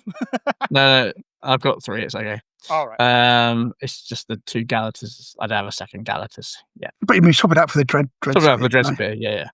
Which is what I should have done, really. But yeah. Proxy it. No, you can't proxy it with Adam. Proxy it with us. Good Lord. Trying to give a man an ammunition. Jesus. What am I going to proxy in February? Yeah. That's fun. Proxy. It's a Baneblade. Bolters as melter guns. That's what he loves. That's the way to do it. Bolt pistols. Irritated it. Legion, no weapon. Yeah. I would give my fun to play with to Graham because it's a different way of doing it, and I think that'll be fun to play with. I said it's a whisker between you two on that one. Yeah. Effectiveness then. Not me, I don't think. I think it's a one-trick pony, and it does depend on a roll of 3 or more on the first time, which is gonna and then ever decreasing. Yeah, effectiveness. I think Chris's is the all-rounder there. Yeah, I think he's sort of met. I think the problem is this list is going to struggle to win anything. The list in general. It's going to struggle to win because it's Vanguard, and Vanguard is great, but if you don't have line. Yeah, if you've got a canny opponent, they're just going to make sure they're just on the objective at any given time, and then fall back as far as they possibly can. So you're not going to get them off that objective. Yeah, because when we started to do that and actually get the points of Vanguard, it rocked up really quickly. Yeah, but you have to almost you've got to need to sort of put your Venatori over behind them to stop them from running away. Almost. Try and force your opponent to use their objectives.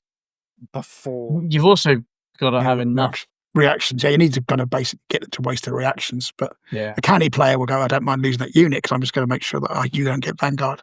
Yeah, it's a tough one. It's a very tough one. Okay, cool. Then what you can do is by sitting on the objective yourself and just doting. Give my effectiveness points to Chris. Yeah, I would agree. Ooh. So where's Chris is going? Graham or me? I would, just because there's an element of needing. I suppose once the Aquilians are there, they are going to chomp through cause havoc. I mean, they a can do lot of anything, things. And the even thing tanks. the thing is, Mr. View, I know with your list that trying to get models across the board on foot. Yes, two guys can do a good job when they get there, but you've lost 3 guys that could be an absolute game changer, and that's the only thing. The Venatari are going to. It has gone from being the Caladius is a. If I could change some of the way your points are spent in what squads, then it would certainly get more of an oomph from me. Having everything all in one place in one squad, yes, it makes that hyper focus, but I think sometimes, especially in this army, when you have limited choices, spreading the love a bit is no, absolutely agree. Is a better way to go. You're getting that to Graham. That's cool. I'll give that to Graham because I think those Aquilians will destroy most, if not everything, that they come up against on a backline. Right. Cost-wise, then. But it's not a lot. I've got no points on the go, so I'm going to give you my points first. I got £858 and 50 pence, and 200 of that, and a bit actually, is on bikes. Wow, bargain basement. Yeah, Mr. B's won for points. For money. Cost. It's where is it? £291 of that list is on bikes. What would it be in plastic? Saved myself so much. I'll take a look now. I could have saved myself so much money had I just said, screw it, I'll just use plastic. And the plastic bikes are great. I've got some for my army that I use the bolt gun version, because that's what they're armed with. They've got a bolt gun essentially. So it's £48.50, was it, for the for the Custodes bikes in resin? It's £40 for a set of 3. That's just for one bike, isn't it? £48 something in resin for 3 or for 1. I also think it's one. I also took instead of buying individual sheet captains, because I need 3, I need a tribune, a shield captain. Yeah. I've just bought a box of custodian, what they called Vexilius Praetors. So they've got the fancy capes. Yeah, that's not a bad idea. Yeah, I bought individual ones. Because those models, they come with the stuff to essentially make them a shield captain. So that's what I've done. I've gone with a slightly fancier model there to stand out my shield captains and tribunes. But generally speaking, the list is, I think you can make it pretty cheaply, just as long as you don't get that but ugly 40k shield captain that's £27. Just don't, please. Yeah. No. Okay. Well, mine was 1,203 points. And I thought that was actually a pretty good deal. Those tanks rack up quick at £116 a piece. Yeah, it's just a lot of money. I mean, how much is that? Orion, sorry, 1,000. The Orion. 203. 203. Wow.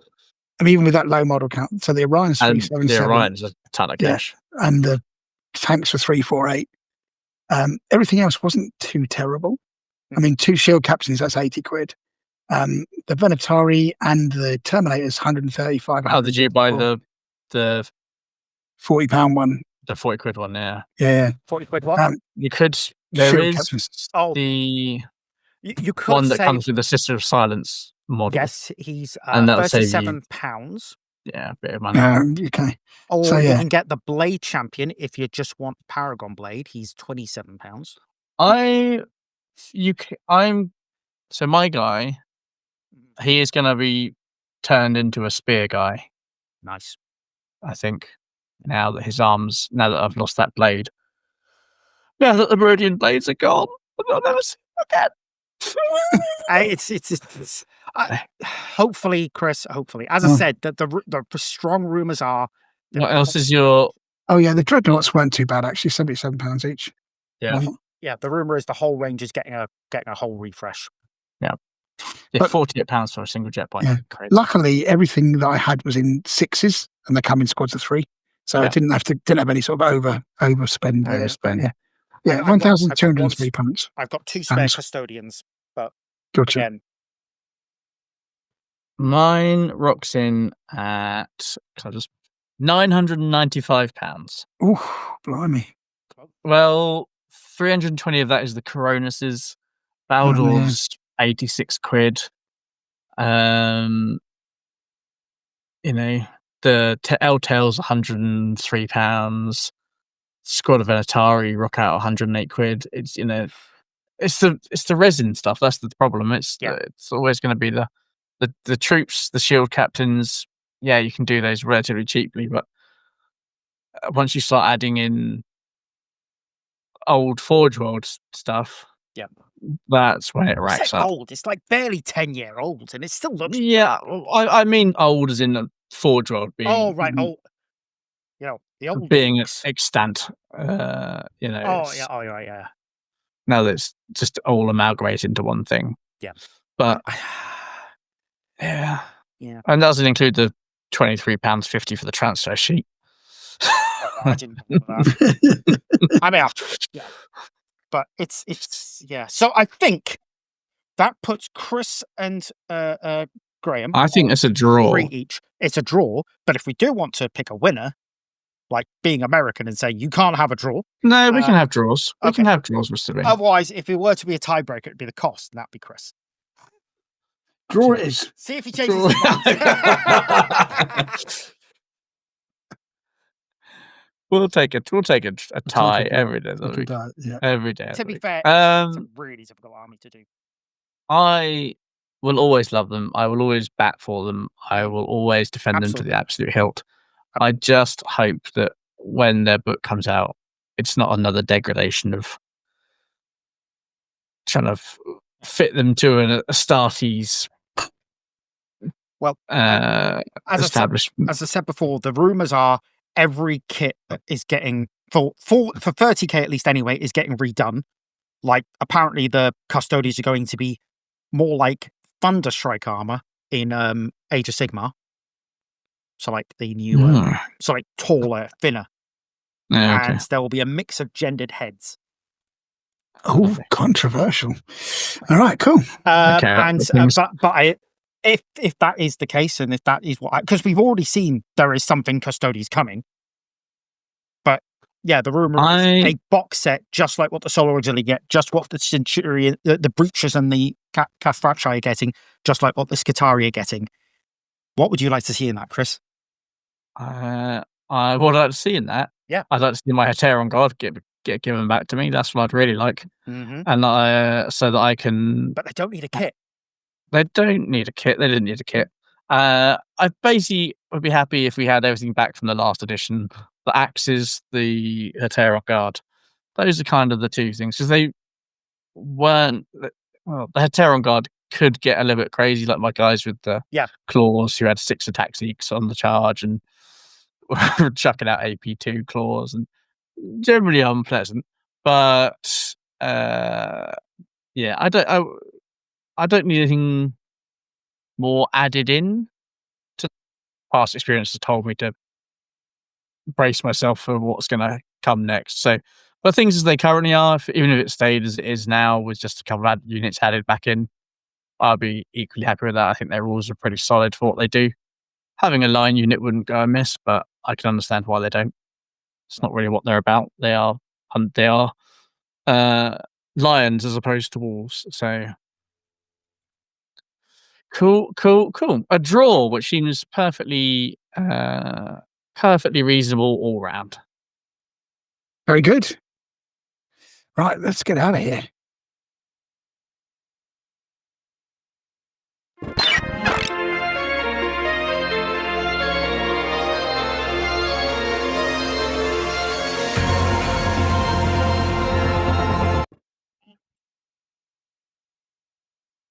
Okay. Chris, you're taking us out. Good heavens. I just closed the document down. Spare with me 1 second. Because I am a fool and clicked the wrong button. There we go. Right. it is the end of the show. Brace yourselves, ladies and gentlemen, for the thing that I've done 1,000 times.